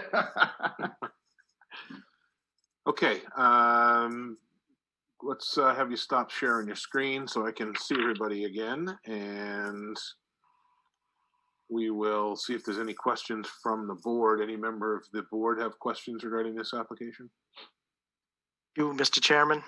Yep. One thing I noticed, that back existing building on the adjacent lot is a garage, and I noticed going to like Google Street View that there was a pickup truck parked in front of that garage. And if I kind of sketch in a car parked in front of that garage, it seems that it might make it a little too narrow to fit past that car and get into the rest of the driveway. Has that been taken into consideration? Oh, you're talking on the left-hand side of the? Yeah, on the left-hand side in front of that little existing building. If you kind of figure, a 6x18 car in there, it gets a little tight trying to squeeze past a vehicle to get into the remainder of the parking lot to the right. Can I just show my screen to ask those? So Yep, yeah, feel free. Yeah, thank you. We're talking this garage right here? Correct. And if something's parked right in this location here? Correct. Is there still enough room to squeeze by between there and the corner of that little grassed area that you have on the right, so that somebody's parked there, that the residents from the remainder of the other building aren't blocked from getting in? Correct. Just grabbing a scale, sorry. The distance we've got from that to there, so from this corner right here where it says R2. Can you zoom in a little bit, Matt? Yep. So from this corner right here to that corner is 23.924 feet. I do agree with you on that. I scaled it. What I'm saying is if a car is parked basically over the text that says ADA accessible path to building where the purple line is there going to be enough space between the green and the vehicle to get by? And it scales off at 14 feet right now. So what I've got for 14 going around, it still should be good. And I can verify that with engineering and stuff like that. I just want to make sure that one owner doesn't suddenly, where they're sharing access and easements, doesn't suddenly inadvertently block the other residents such that they suddenly start using the other driveway as a two-way because they get frustrated. I understand your concern. And one of the things that, as was stated earlier with Sam, I have to get the verbal okay. I've already gotten from the abutter for the easement. And in that letter, I would make sure that he recognizes what we talked about on this. So is that a garage that's there? That existing building? It says existing building? Yeah, this one right here. Yeah. I don't know exactly. I'm sorry. I haven't off my property. I probably have photos though that would. Yes, right there. Let's see how that car is parked so you can see my concern right there in your own picture that if somebody's parked there, can a vehicle get around? Yep. Prevent blockage. So what I'd propose is we stripe that area, no parking. And I will have I'll make sure in my letter with the abutter that they're all set as well, that they understand that. Well, again, I don't know if you need to stripe it as no parking, as long as you've got some agreement that people need to be able to get by into the other spot. How about fire? Is fire a concern with a 5-unit building? I mean, obviously you've had one, but I mean, do they need to get back there through that little narrow spot? I would say, looking at the pictures of how they fought the previous fire, they wouldn't go back there to fight the fire. They just go right from the front. And that's why they wanted it sprinklered. I think that's their biggest concern right now. Yeah. Okay. The only other comment I had is you've put the ADA space in there, and I see you have note 29 that says in the future you'll construct if necessary. Just wonder if you can make sure you work with engineering, and whatnot to make sure that you've got some sort of viable sketch showing how a ramp or other structure could be put there that's, I don't want to say pre-approved, but kind of acceptable, because I'd hate to see someone come in that wants to rent and it's a 3 or 4 month process for some sort of administrative approval or something, and then there's construction time, and in the meantime you don't have equitable access for somebody who might want to be a viable renter. I will absolutely get engineering a sketch on that. We've got all the topo and stuff like that, so I've got the sprout shots of it, so I can make sure of that. Okay. Other questions from the board? Any member of the audience wish to address this application? If you are, just make yourself known to the host. Yep, I do have one. I'm guessing Cassandra is the owner next door. Yes, Cassandra, you should be allowed to speak now. You got to unmute though. There you go. Yep. Yeah, my name's Peter Denoncourt, Cassandra's husband.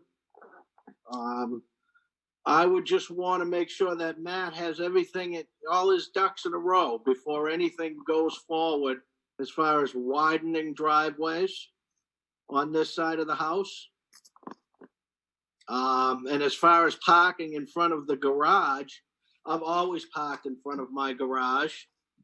And there's never been a problem with vehicles getting around.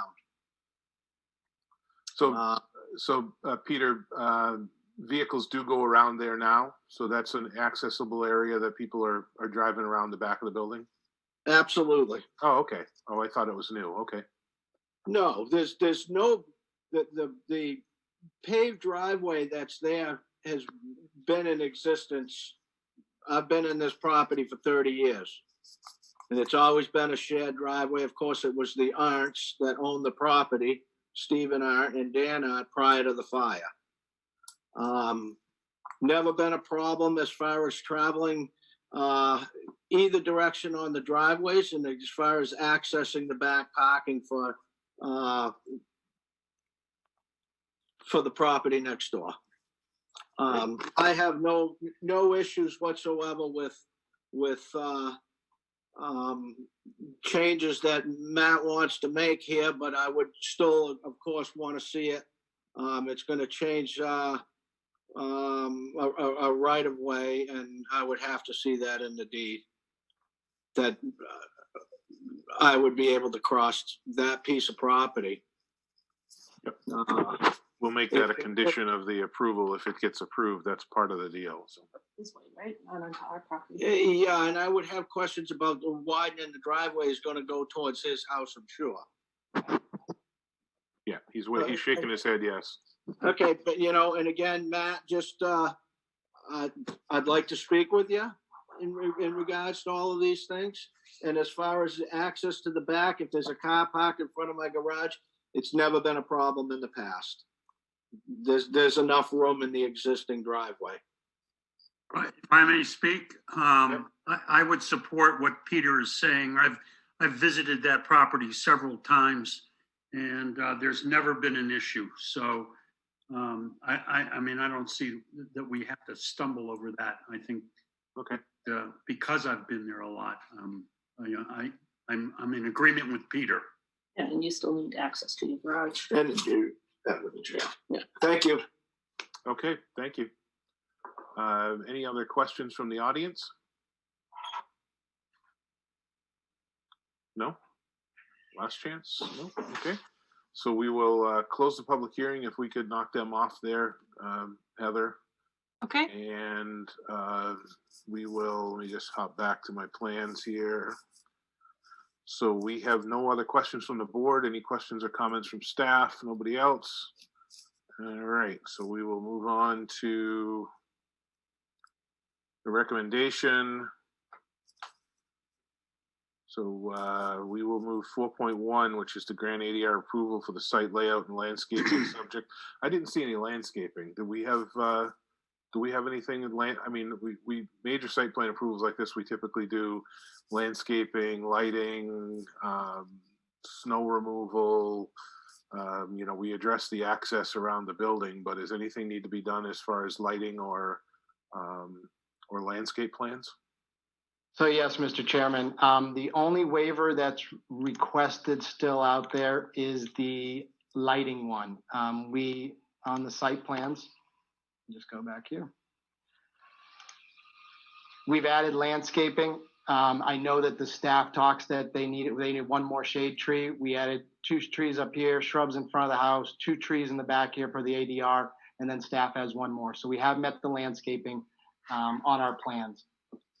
Okay, and then lighting. What's the lighting requirement on a 5-unit difference from what's there now? And again, subject. I mean, I'm sensitive to how close the neighbors are to lighting that up like you'd light up a parking lot for an apartment building. I don't want to do that.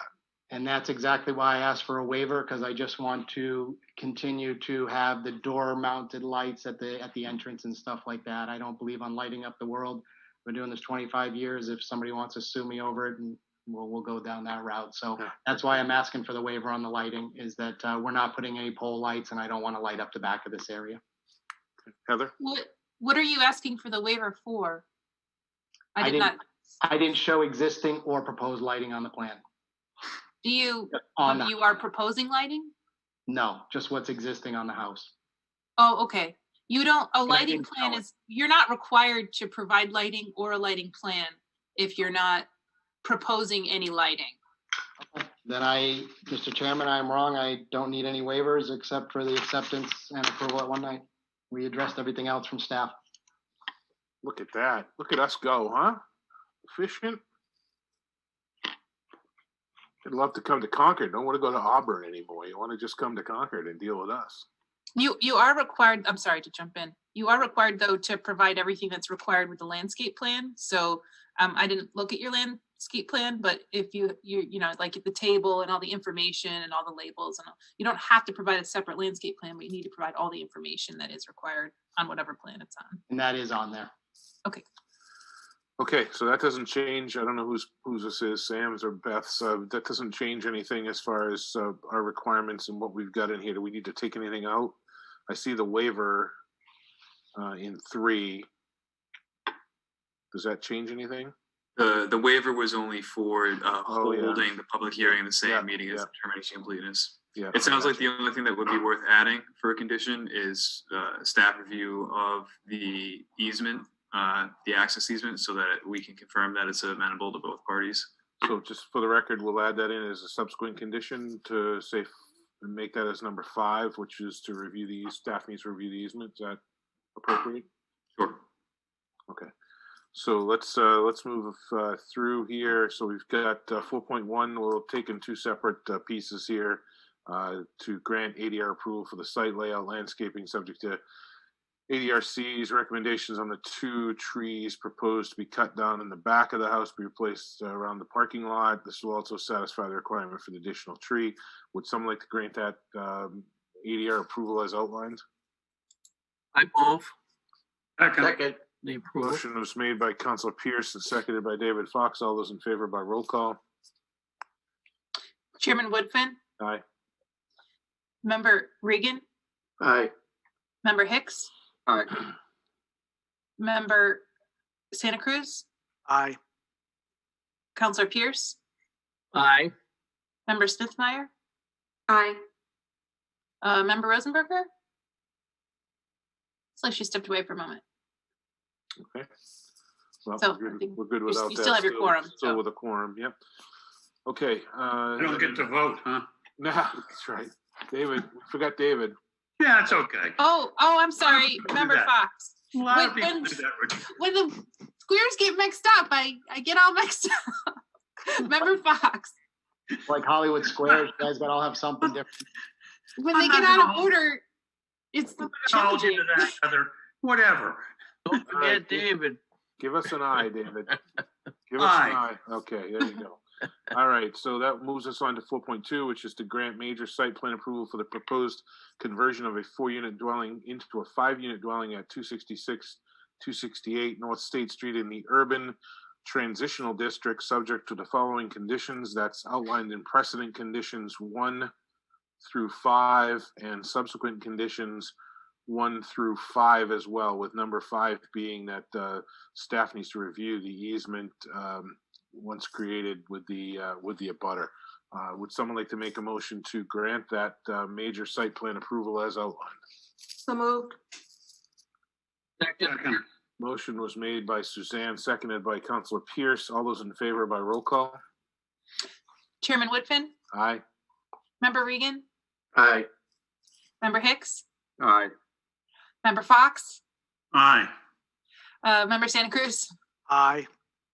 Councilor Pierce, Aye. Member Smithmeyer, Aye.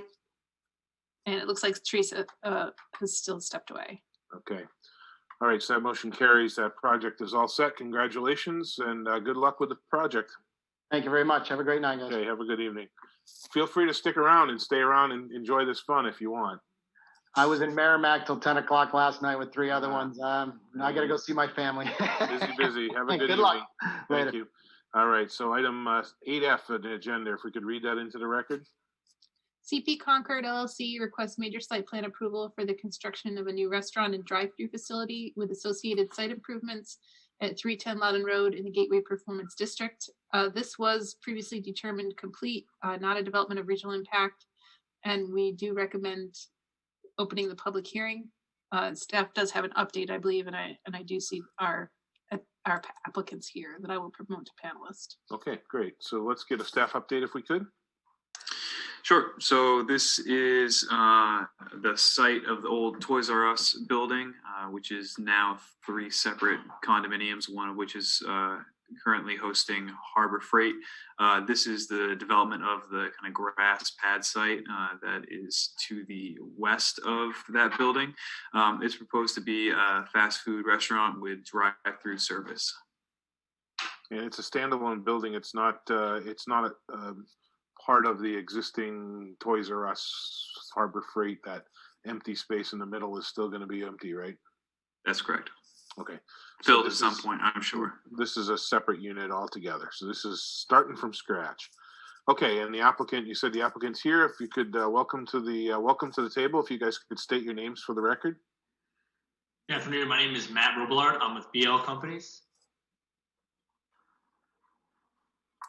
How you doing? Robert Grimaldi. I'm the architect on the job. Okay, welcome to the table here. If we could have you tell us about this project. Certainly. I'm just going to share my screen and show the presentation for everybody here. Just want to confirm you all can see my screen here. Yes, we can. Excellent. Thank you very much for having us tonight, hearing our application. Appreciate the staff's help getting this ready, getting it out the door here. So, and happy to be here presenting. So this is officially 306 Loudon Road. The application says 310. We officially received an address from the surveyor, so the application does read 310, but I am showing 306 here. It's a major site plan approval. Looking at the property here, the project site is identified in red. It's right adjacent to the Harbor Freight on Loudon Road, so everyone's aware of kind of where we're looking. This is Steeplegate Mall, Walmart, Sam's Club, Real Cinemas, kind of give you a overview of where this project is. Looking at it a little bit closer overall, you can see that this is the grass pad that's adjacent to the existing Harbor Freight Tools, which was, as Sam mentioned, previously the Toys R Us building. So we are proposing a restaurant, quick service restaurant, drive-through on this pad. We do have, I'll go into a little bit more detail, but I just wanted to give you oversight that this is not, as you mentioned, in the Harbor Freight building. It's a separate pad with a shared drive access to the Harbor Freight building. So speaking a little bit about zoning, we are in the Gateway Performance District. We don't have any variances from a zoning perspective requested here. It is a permitted use. We do meet the minimum lot areas, frontages, setbacks, building size, impervious coverage. We meet the parking requirements. For a restaurant in this area, we require 31 spaces. We are providing 31 for this development. As a whole, we looked at the lot to make sure we're still in compliance because it's a shared lot and parking, and we do not take away any parking from the existing retail, but we are staying in compliance. We meet the minimum handicap spacing requirements, parking dimensions, aisle widths, etc. We are requesting a waiver in regards to the bypass lane. We need to requesting a waiver of section 18.08, which states that every drive-through lane requires a bypass lane. As you can see, and I'll get into a little more detail, our arrangement for drive-through was really set up.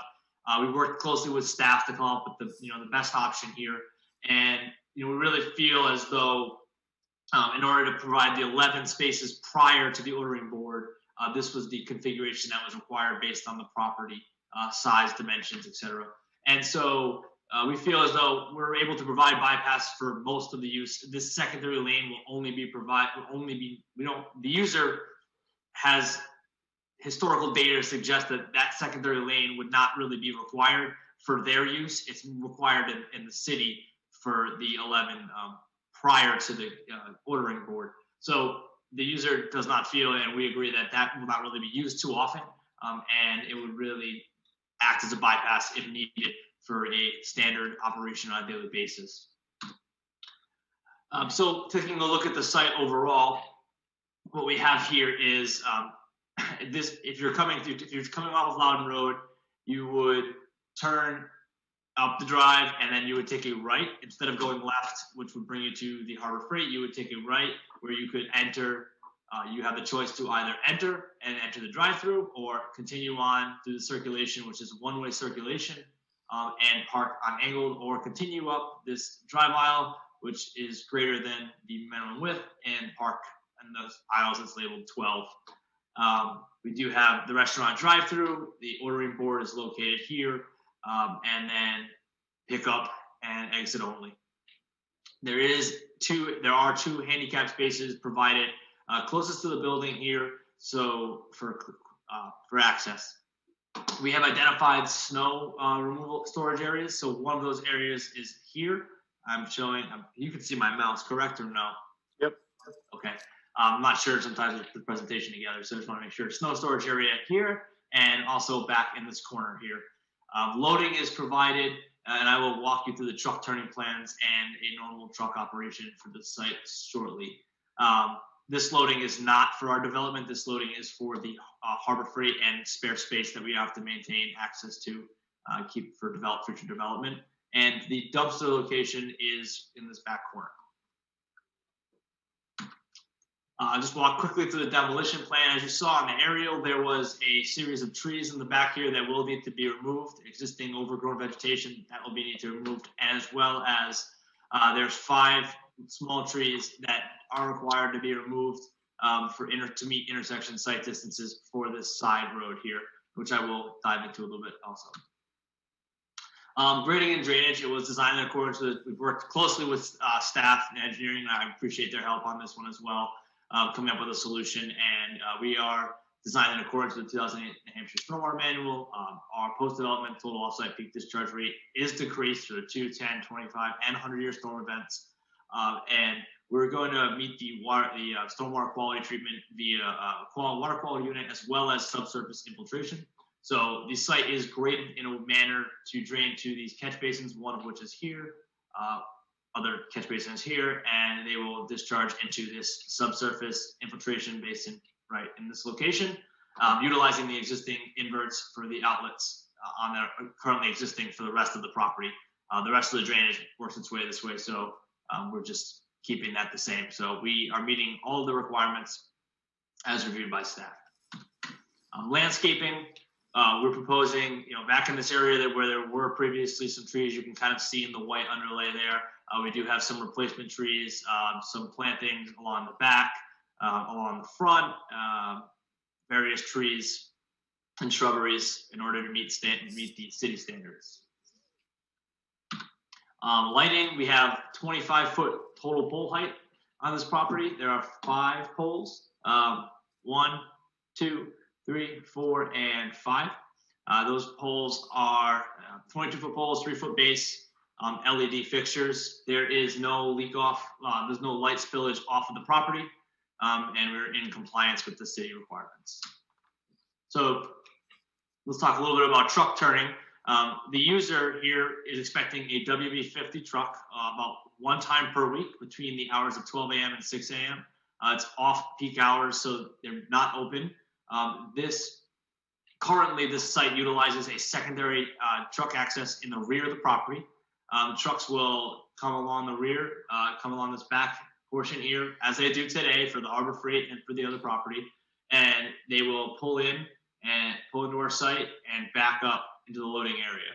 Upon time to leave, when they're done unloading, which are off hours, they will pull forward, backwards, and then make the turn and go out in the same direction. Now, this is the same truck movement that happens today. We're just proving that it does work with the delivery trucks, WB50. And sorry to interrupt. Yeah, What absolutely. time did you say that was happening? Typically for this user is between 12 and 6 a.m. Okay. If there's a city ordinance or something that we have to No, work on. I thought I Yep, heard no, you say it the other way around, where they were closed. They would be No, closing. between closing 12 at noon. a.m., Okay. 12 in the morning and 6 in the morning is typically okay, it's an thank you. off time. Yeah. And then for their more standard deliveries, 3 times a week, they use a box truck, an SU40. That's between 8 and 10 a.m. prior to opening. So this is before they're open for patrons to come in. So obviously the 50 works, the 40 operates in the exact same way, pulls in, backs up, pulls out, backs around. Now this, what I want to highlight is there's this section of concrete here. This is a mountable section of concrete. So we are providing a mountable section that will withstand trucks driving over it, knowing that we do have a situation where it can't make this normal turn. We did have a traffic impact study completed. It was initially done in October 2020. The city has peer reviewed by their peer review engineer. Comments came in, we incorporated them. We found, generally speaking, negligible impacts on the level of service. It was recommended we improve the sight distance on that driveway, which I spoke about, by removing those 5 trees in order to provide adequate sight distance to improve potential accidents. I know that was a comment from staff that there are some high accident rates over there. And also install stop signs and stop bars and continue our coordination with New Hampshire DOT district on this project for any potential remediation on the Shoot Davis Road intersection. So with that, I'm happy to take any questions, and I appreciate your time tonight. Great. Has the tenant been identified? Is there any sign package or anything that's coming with this, or is that still to come? So the sign package will come after our site plan approvals. We haven't identified tenant, and we had an ADR for the overall building, but they will submit a separate sign package, I believe. Can you share your screen and go back to that picture that showed kind of a color version with the trees? The landscaping plan? Landscape plan, yeah. Yeah, certainly. So that one there. So zoom in a little bit if you can. I don't know if you can, but on the top by the loading dock area, is that visual? So if you're driving into the site, are you going to see the back end of the Harbor Freight loading dock area? I mean, I'm wondering if there might be a fence across that back area. I'm sure it dips down, or is it all at grade? It's pretty flat. It does dip a little bit, but this shrubbery here should provide screening. This will be a screening landscaping that would provide some screen, so you won't really look at the back of the loading area. Okay, and you mentioned on a previous slide that you were taking trees out of the area over by that one right there. You're taking those trees out. What's the driver for that? So the driver is that when we looked at these intersections and our traffic impact study, there's some assumptions about which exits and entrances that users will use for this property. And because the exit off Loudon Road is a primary, there is also this secondary exit. So we have to look at this intersection here for people leaving our development. And when we looked at our sight distances, vehicles turning left here didn't really have good sight distances, didn't have adequate sight distance really. And we also noted that there seems to be, based on some historical data, some accidents that have happened in this area. So as a remedial task, we've proposed removing these trees in order to provide the adequate sight distance, which will improve any potential accidents that could happen, as well as give us the adequate design sight distance for this project. So as someone who's sped through that parking lot before, when it was Toys R Us and my kids were screaming in the back, or headed to Walmart or wherever I might have been gone, I don't remember why I remember going through this area, but there were speed bumps. Are those speed bumps there? Are those still indicated on the plan there? Yes. Those walkways. These walkways say speed hump. I know it's hard to see on this plan, but they are still there. Okay. Okay. Let's see if we got any questions from the board. I can't see everybody. Suzanne, I got your hand up. So Suzanne, go ahead. Yeah, I just had a question. Are the trees that they're removing, they must have been planted there because of the parking requirements when the building was put in? Are they evergreens or are they deciduous trees? I can pull up a street view. I'm not 100% sure. If you want to give me 1 second. So you're not going to replant them? No. So I'm not sure why all of those have to. I can see maybe I would want to know if they're evergreens. I can see that would be a problem. But if they're deciduous trees, you might be able to thin them out and not remove them all, because I'm pretty sure they must have been there for a reason that had to do with approvals. Yeah, if they were Probably. there as part of the original approvals, they would have to be replaced. So I guess that comes down to understanding that we wouldn't be able to provide the adequate site distance on that street. So I don't know if those were there for original approval or not. I'm zooming in right now so we can take a look. So that would have been would that have been a part of the Harbor Freight, or it would have been a part of No, the that would have original, been Toys R Us. original Toys R Us building? So when we look at the original Toys R Us here, you can see as a car parked right here, you're asking a user to look through these trees, and it's actually upgrade as well. So you really can't, thinning them, it may help, but I worry that if you cut them too high, I'm not sure what. No, if you took, yeah, no, I can see like if you had to take that one at the corner, but you have to stop there. Yeah, I understand. Okay, and if you're stopping, it looks like that's one way. Is that one way? No. That's a two-way street. Oh, this one is a two-way street? Yeah. That It guy's seems just a driving little, on the wrong side of the road. okay, that I get. I just think that's a little excessive, like at the corner, or maybe those were the wrong trees to plant, because if they had a higher canopy, I don't know what they are, but you could prune them up a little. Those looks like oaks. Yeah, so I can't speak to whether or not they are the right trees or not. I'm So not. who told you to remove them? So we are removing them based on the intersection street site distance. That's a traffic engineer recommends based on site triangles. So you look at the speed of the road, the grades, and they give you a length that needs to be clear from the stop bar. So that's where those came from. And you're telling me that whole row has to be taken down? I'm saying the first 5. I think it's That's 5 pretty much, trees. yeah, I think that's a little excessive. I don't know, Heather, if you guys want to check that out, because I find it hard to believe. Yeah, I mean, this was part of the original approval, so we've already approved them to be there. Yeah, I don't think that's their purview, is it, to remove those? I guess what I'm saying is staff and engineering previously approved the trees to be there for the original design. So obviously we don't have a problem with them being there. And it would be a shame if they've been there for however many years they've been there. But you were saying there's accidents there? I'm saying that came up in the traffic report when we got some comments back from your consultant who reviewed them. It was mentioned that there are some significant accidents in this area. And as a remedy to make that, we looked at the site distance, which we have to do anyway when we have intersections. It's part of our purview as engineers. When we use it, when we're proposing an exit from a site, we have to look at site triangles to make sure we're providing the adequate site distance for the user. I don't know what the standard was. I can't speak to that for when Toys R Us was developed, nor do I know if they looked at it. It's quite possible it was overlooked, or it was determined by a different commission that it was more important to have the trees, or a different type of tree. I can't speak to that. All I can speak to is that when we look at the site distance triangles, that we need to, those are the trees that are in the view of the user, which in order to provide the right distance, we need to clear based on that. But if it's I'm just asking you, is this the location that was indicated where accidents are occurring?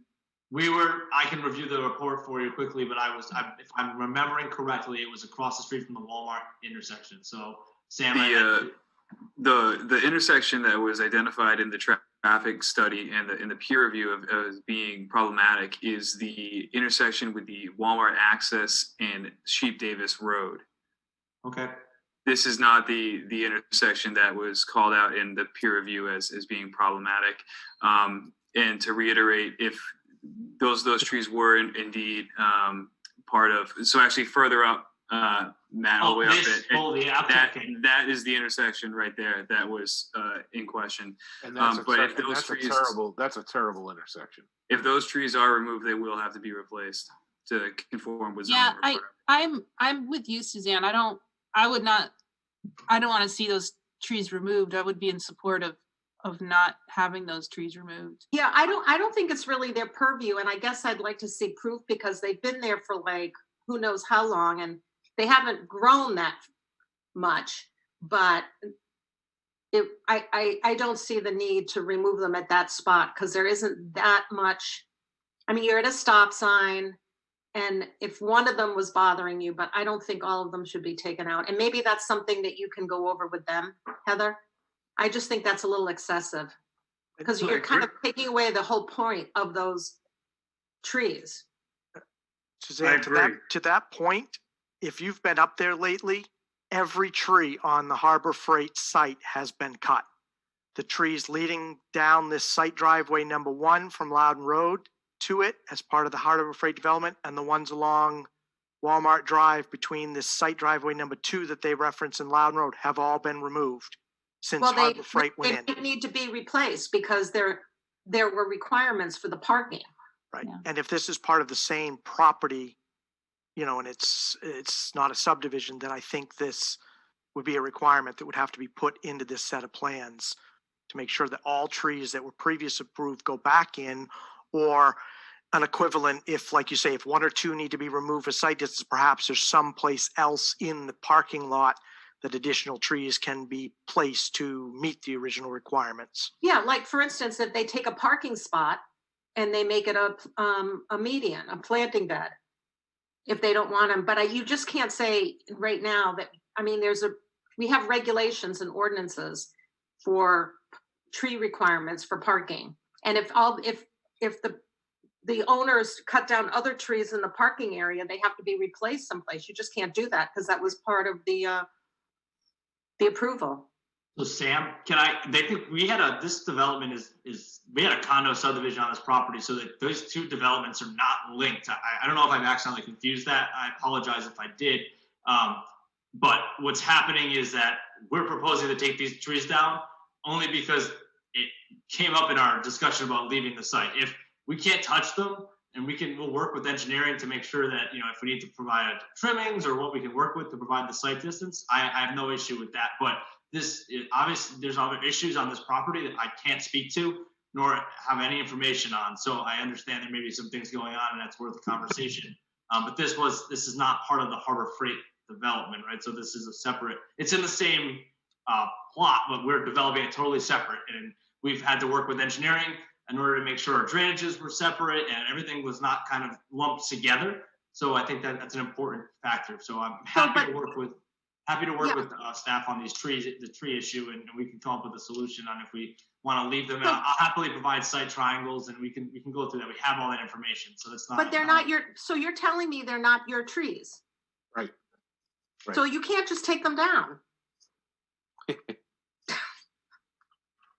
Well, the other thing is the condo was never approved. So as it stands, you're not condoed out. This is all one site. The condo wasn't approved previously? I thought it was. No, there's conditions of the condo that has still not been met, and it's never been approved. So this is all one site. Okay.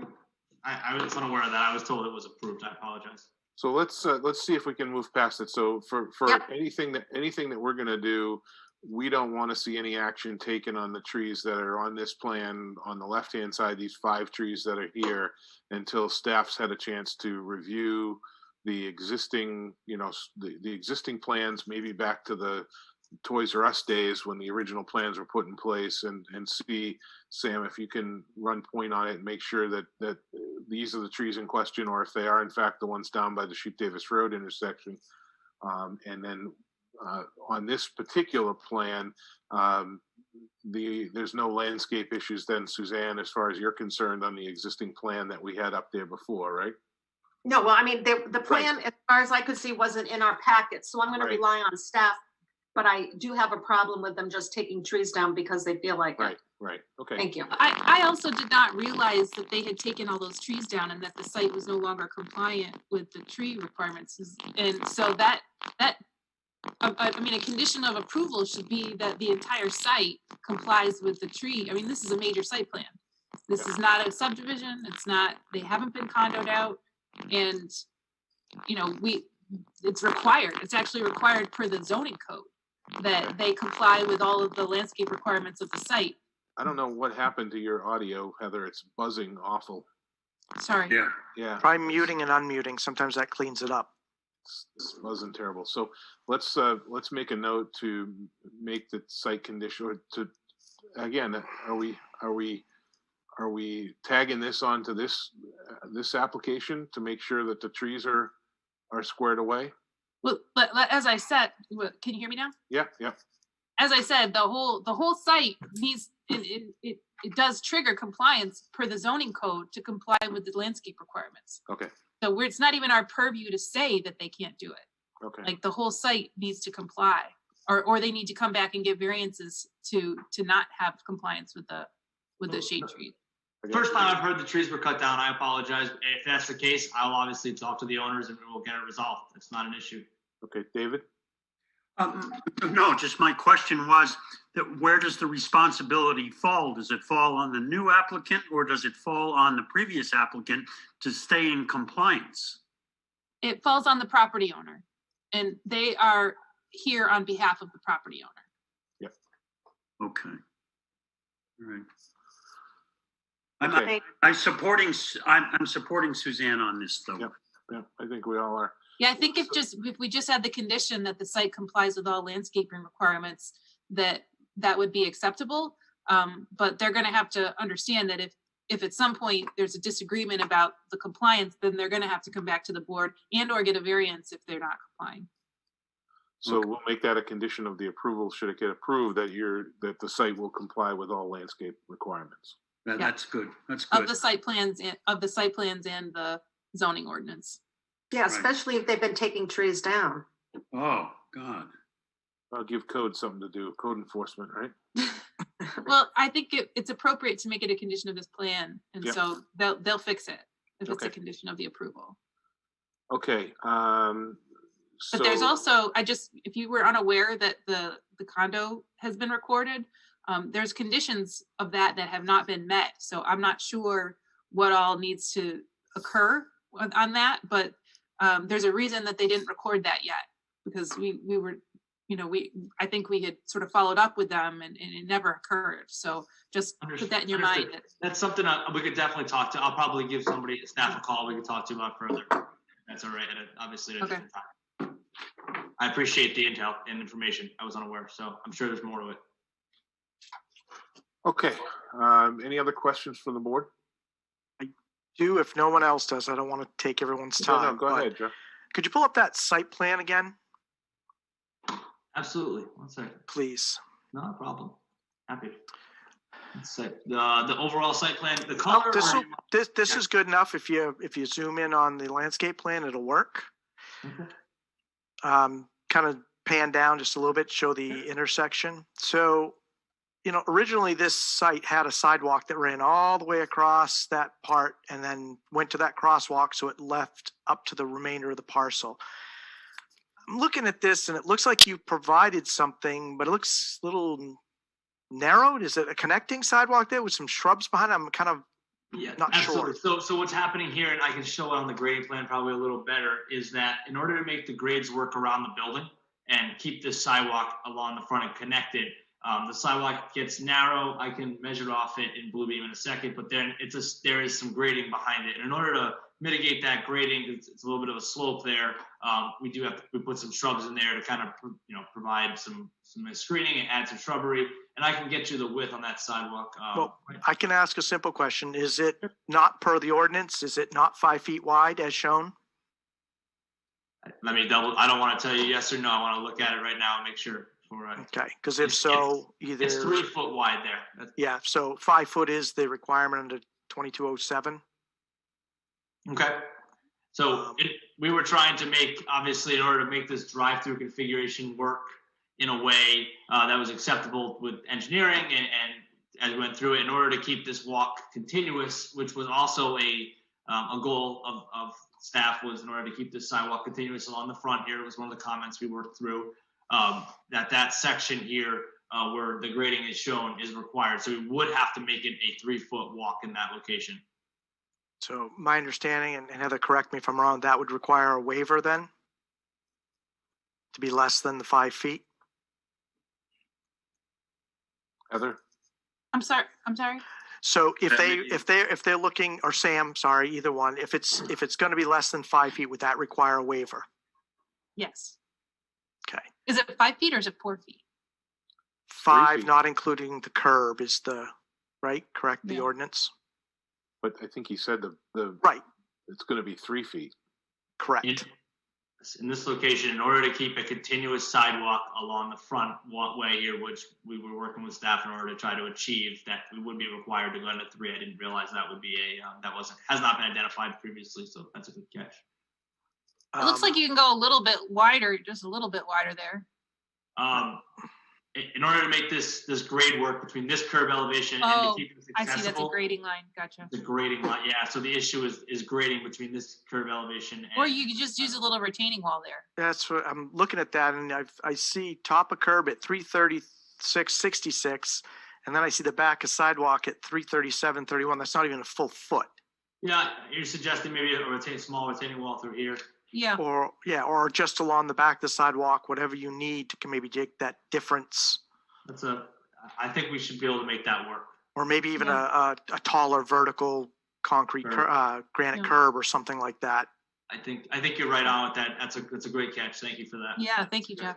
Yeah, the other thing I saw, if you can maybe zoom out a little bit, sure, is one thing that's always bugged me about this lot is there's really poor connectivity back to Loudon Road for pedestrians.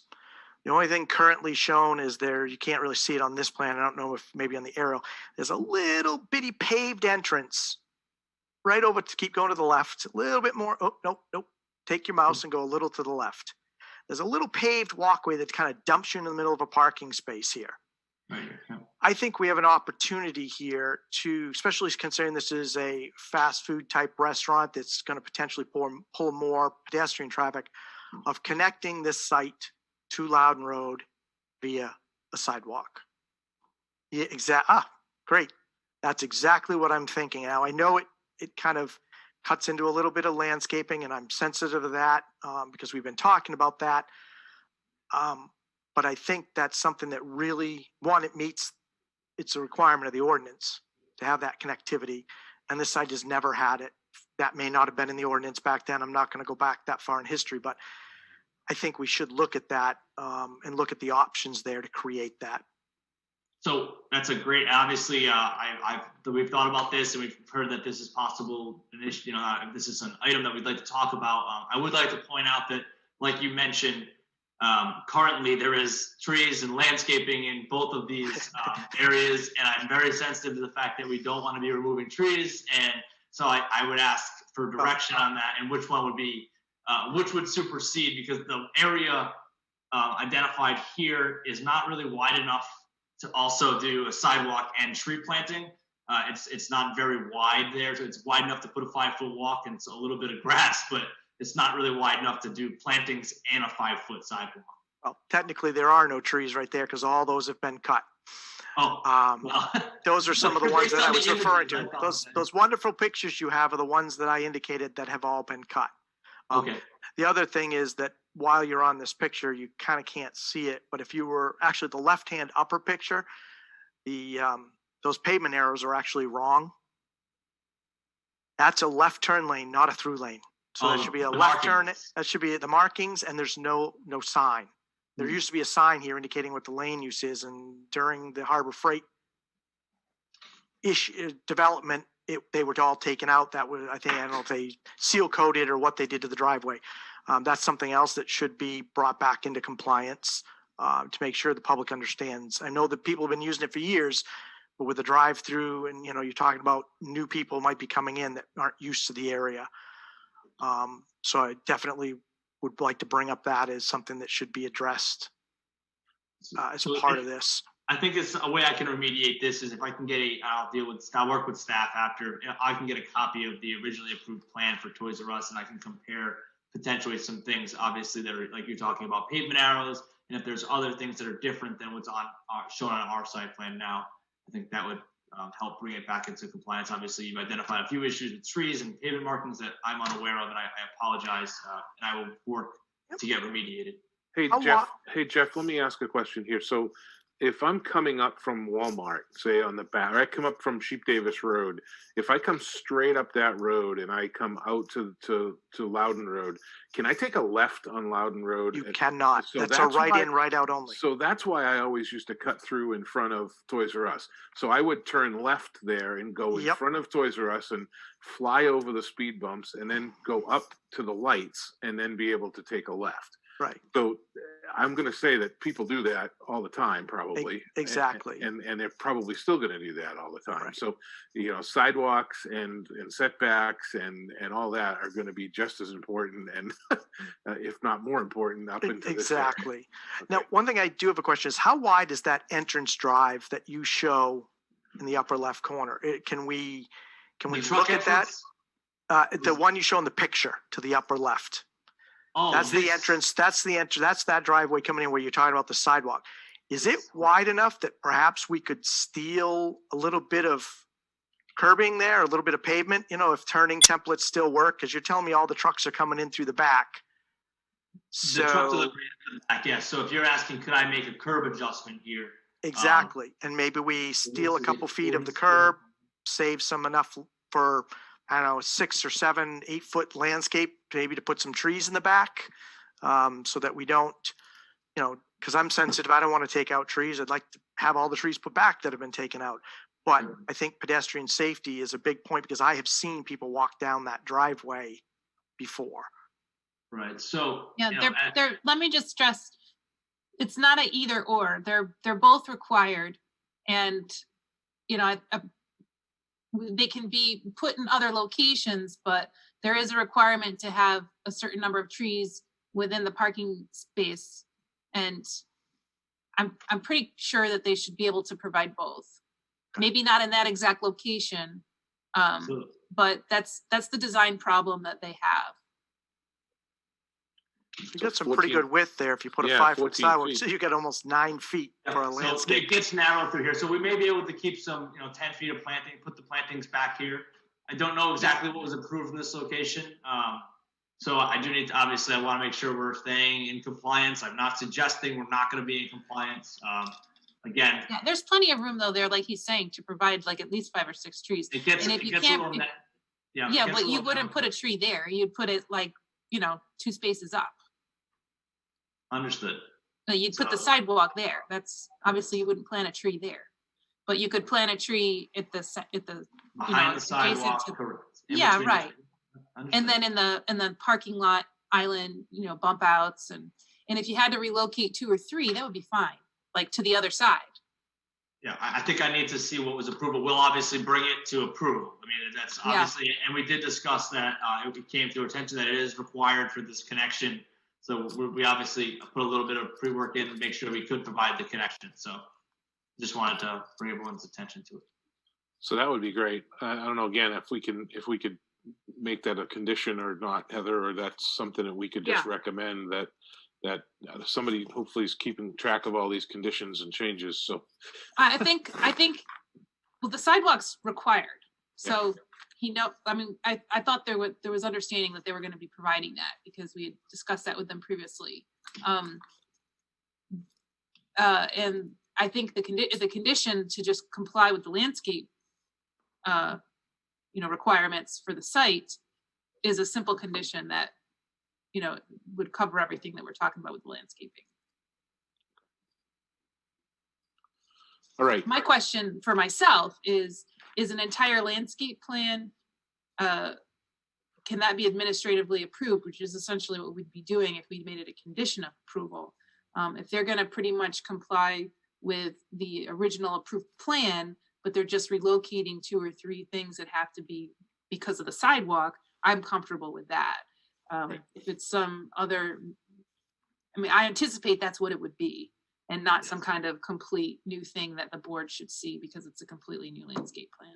Well, let's make that, that if it is a complete new landscape plan, we want to see it. If it's just bringing it into compliance, I think the board, I'm not speaking for the board, but I'm fine with you guys making that decision. Yeah.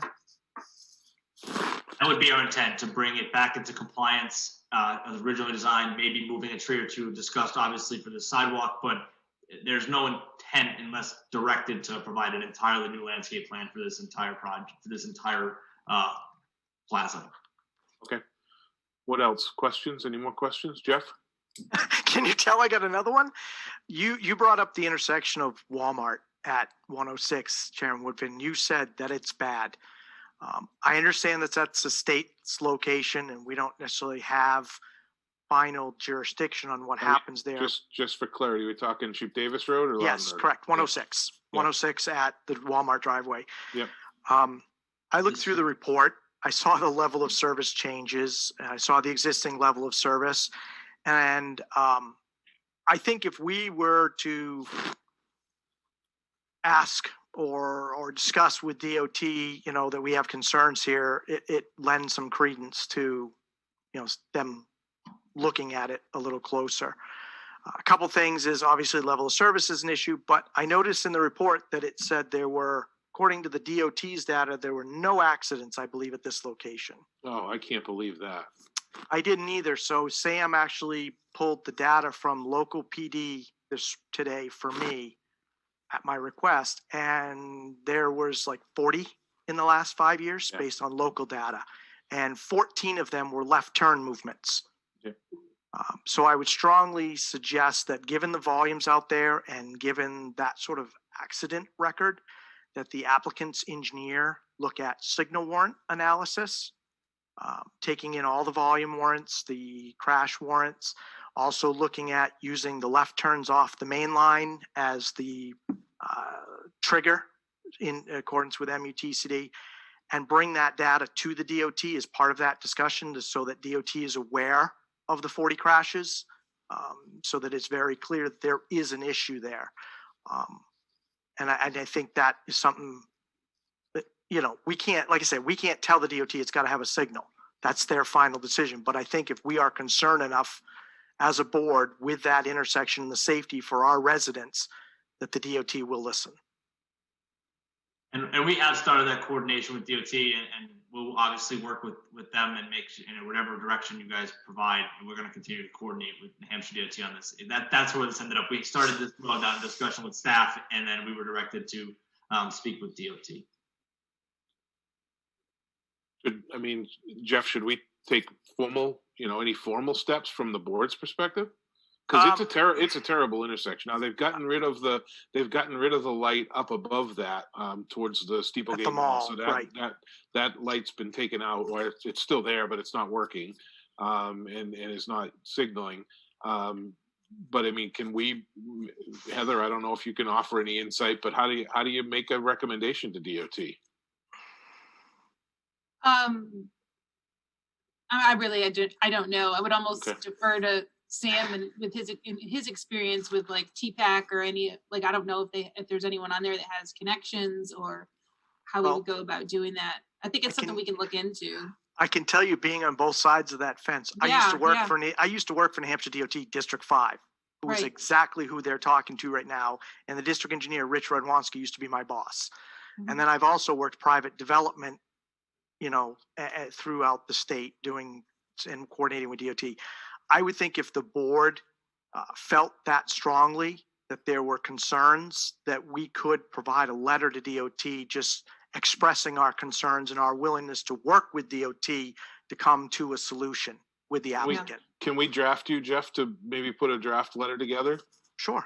To bring to the board? Yeah, I would think that's the best way if it came from the board and not a staff. Yeah, not the developer. Our interest is just what Jeff said, which is the safety of our residents, and that's an intersection that needs to be lit. They need to have a light at it. If it meets warrants. I'm not one to put in a signal if it doesn't meet the appropriate warrants, but I think that needs to be part of that process. Yeah. Okay. All right, so let's move on. Any more questions from the board? No more questions, Jeff. No, I'm done. I'm sorry. Questions? I'm sorry. I'm here to answer any questions. That's what I'm here for. Happy to do so. Okay. Any questions from the audience? Any member of the audience wish to address this application?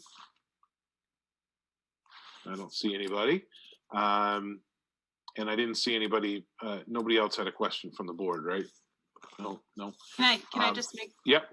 I just have a concluding statement. I just wanted to thank Matt and his team because we've had a number of discussions with him on their layout, and we've met with them multiple times, and this application's been postponed at least twice, I think. I'm not even sure how many times, but they've been really cooperative and responsive, and you know, we've worked through some complicated issues that we weren't sure if we were going to be able to, and through working together we worked it all out. So it's always a pleasure when that happens, and we really appreciate it. So I just wanted to acknowledge that they've been really working with us really well. Okay, except for the trees. Only kidding. I'm only kidding. All right, so let's move on here. We've beat this one pretty good here. So let me move in my packet to 4.1. Just again, correct me when I need to make some changes, because I know we had some things on my list here. So 4.1 is to grant the waiver to section 1808 of the site plan regulations to not provide a bypass lane for the inside stacking lane of a drive-through. Would someone like to make a motion to grant that waiver as outlined? So moved. Second. Motion made by David Fox and seconded by John Regan. All those in favor by roll call? Chairman Woodfin? Aye. Member Regan? Aye. Member Hicks? Aye. Member Rosenberger? Aye. Member Fox? Aye. Member Santa Cruz? Aye. Counselor Pierce? Aye. Member Smithmeyer? Aye. Okay, we got 4.2 is to grant ADR approval for the building design, landscape, and layout, subject to ADRC's recommendation for a more durable material than EFIS be used on the lowest part of the building around the drive-through lane. I don't remember talking about that at all. Have we talked about that at all? We didn't. I can bring up the elevations. We have not talked about that. No, that's fine. No, that's fine. I'm going to defer to ADR's recommendation, and would someone like to make a motion to grant that ADR approval as outlined? Mr. Chairman? Yes. I have a question on that. Okay. Because it states landscaping in there, Mhm.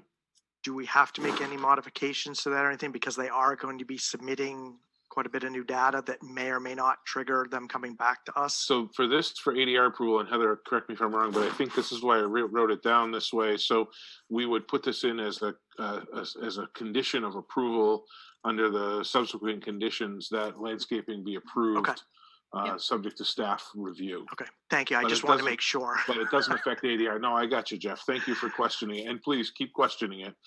So 4.2 is to grant ADR approval for the building design, landscape, and site layout, subject to ADR's recommendation. The more durable material than EFIS be used at the lower part of the building around the drive-through lane. Would someone like to make a motion to grant that ADR approval as outlined? Move approval. John made that.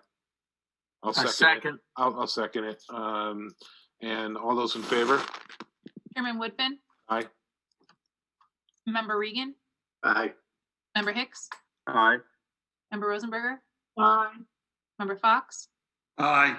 Member Santa Cruz? Aye. Counselor Pierce? Aye. Member Smithmeyer? Aye. Okay, and 4.3 is to grant major site plan approval for the proposed restaurant with drive-through service and associated site improvements at 306 Loudon Road in the Gateway Performance District. Just for the record, it says 310 in the packet. That's been amended to recognize that it is 306. And that will be outlined with precedent conditions 1, 2, 3, and 4, and then subsequent conditions 1, 2, 3, with an additional subsequent condition that all landscape be reviewed and approved by staff. Correct, Heather? Okay. Would someone like Oh, to well, make no, actually, that landscaping comply with the zoning and site plan regulations. Sorry, so landscape comply with the zoning and prior For the approval entire site. for the site. Gotcha. Would someone like to make a motion to grant that major site plan approval as outlined? So moved. Second. Motion's made by David and seconded by Suzanne Smithmeyer. All those in favor by roll call?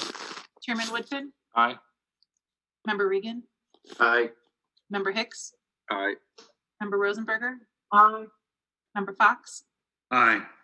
Member Santa Cruz, Aye. Counselor Pierce, Aye. Member Smith-Meyer. Aye. Great. Well, that is it. Thank you very much for your help. I don't know if it's public knowledge. Is it public knowledge what restaurant's going in there? It's not public yet. Not yet. Nope, Sure, that's I'm fine. sure it will be soon. We will guess and continue to look at it and wonder what's going to be there. If we're buying coffee or we're buying a dinner. Okay. Thank you very so much. Thanks for your participation and have a good evening. Okay, I believe, Heather, that moves us past our existing business and moves us to other business. Is that correct? Correct. Because 8G was continued till March 17th. As was 9. Yes, and exactly. For the rezoning request is moved to March 17th. So the only thing we have left is the planning board designated Heritage Commission. Absolutely, and I put this on. This was my request. I have been the Heritage Commission representative to the planning board for, I don't know, 3 years or 3 or 4 so years since John Regan gracefully gave over the duty to me. And it's time for a fresh set of eyes to be looking at the Heritage Commission. So I don't want to put anybody on the spot. If you are interested and want to have your name put in, feel free to raise your hand. If not, I'm happy to strong arm one of you eventually here. If nobody raises their hand. Teresa's not there, so we could nominate Teresa. David, yes. I have a question. What's the job description? Job description is you go to a meeting once a month for the Heritage Commission. It's primarily history of the city focused, addresses historical issues. It's fascinating stuff, right, John? I mean, John. It is. John, it is. It's a really enjoyable. I think David, you would enjoy it immensely. Good man for the job, I think. So we have a city council. There's a sucker punch going on. Well, you raised your hand and asked the question, so all my energy. You need a motion. It's going right to you. I think. Oh, Jesus! I'm going to nominate Jeff. I think I knew that was coming when he said I need new blood. I'm like, oh crap, here I go. I second that nomination of Jeff. Yeah, I think Jeff would do a great job. No, but it's things that are, that you're really looking at the history of the city and why it's important and making sure that things aren't demolished. The demolition review is an important part of it. So you get, the problem is there's not a lot of action, there's not a lot of teeth, and you don't have a lot of ability to say, no, darn it, we're not going to rip down this building because you can do what you want to do on a private property. So there's a fair amount of discussion, again, regarding historical markers. And it's, again, it's something that I've spent my time on, and I think just looking for someone to do it if they'd like to do it, but don't want to strong arm anybody. So if you want to do it, make yourself known. If not, I'll strong arm you in private. Someone will have to take over your role as the photo inventory person. Yeah, that's right. Well, I'm happy to continue doing that. I don't mind doing that because it doesn't take me much. Yeah, but, that's good. Yeah, but it can get it can get to the point where you get a free parking pass if we go back into having meetings in person, because it's true. It is the only negative. The only negative is it's a 4:30 in the afternoon meeting, which it didn't cause me problems, but it might cause people problems. But David, I don't think it would cause you a problem. I'm going to call you, Richard. All right, you got it. Okay, so we will keep this on the agenda for next month, and I'll try to make the meeting before for next month. But with that, again, if we've got anything else, any other business to come before the board, do we have anything else, Lisa or Sam? No. Or Assistant City Planner Beth? Jeez. Oh, you remembered. I do remember. I don't Good forget job. much. So. Okay, I think that is But it. just suggest if someone is interested in that position, maybe email Rich or us if you don't, just to let him know that you have an interest. Yeah. Well, they could email us. I'll email for Jeff. I'll email for you, okay? Email us, and Heather or I or both of us will send you the commission's link so you can attend. Yeah. Oh, yeah, so you can just watch. That's a great idea. You could watch a meeting To if you're just see interested. the riveting experience. It is. Yeah. It's just wonderful. Okay, we are moving towards adjournment, and if someone would like to make a motion to adjourn, I will gladly accept that. David, I'm going to take David's motion to adjourn. I'll roundly have it seconded by everyone. All those in favor, by show of hands. Everybody who wants to adjourn. Oh, look at all those hands up. Everybody wants to get out. 9:37. We are adjourned. Thank you, everyone. Thank you. Another successful meeting, hopefully, and we will see you all again next month. Thank you, everyone. everybody. Okay, have a great night.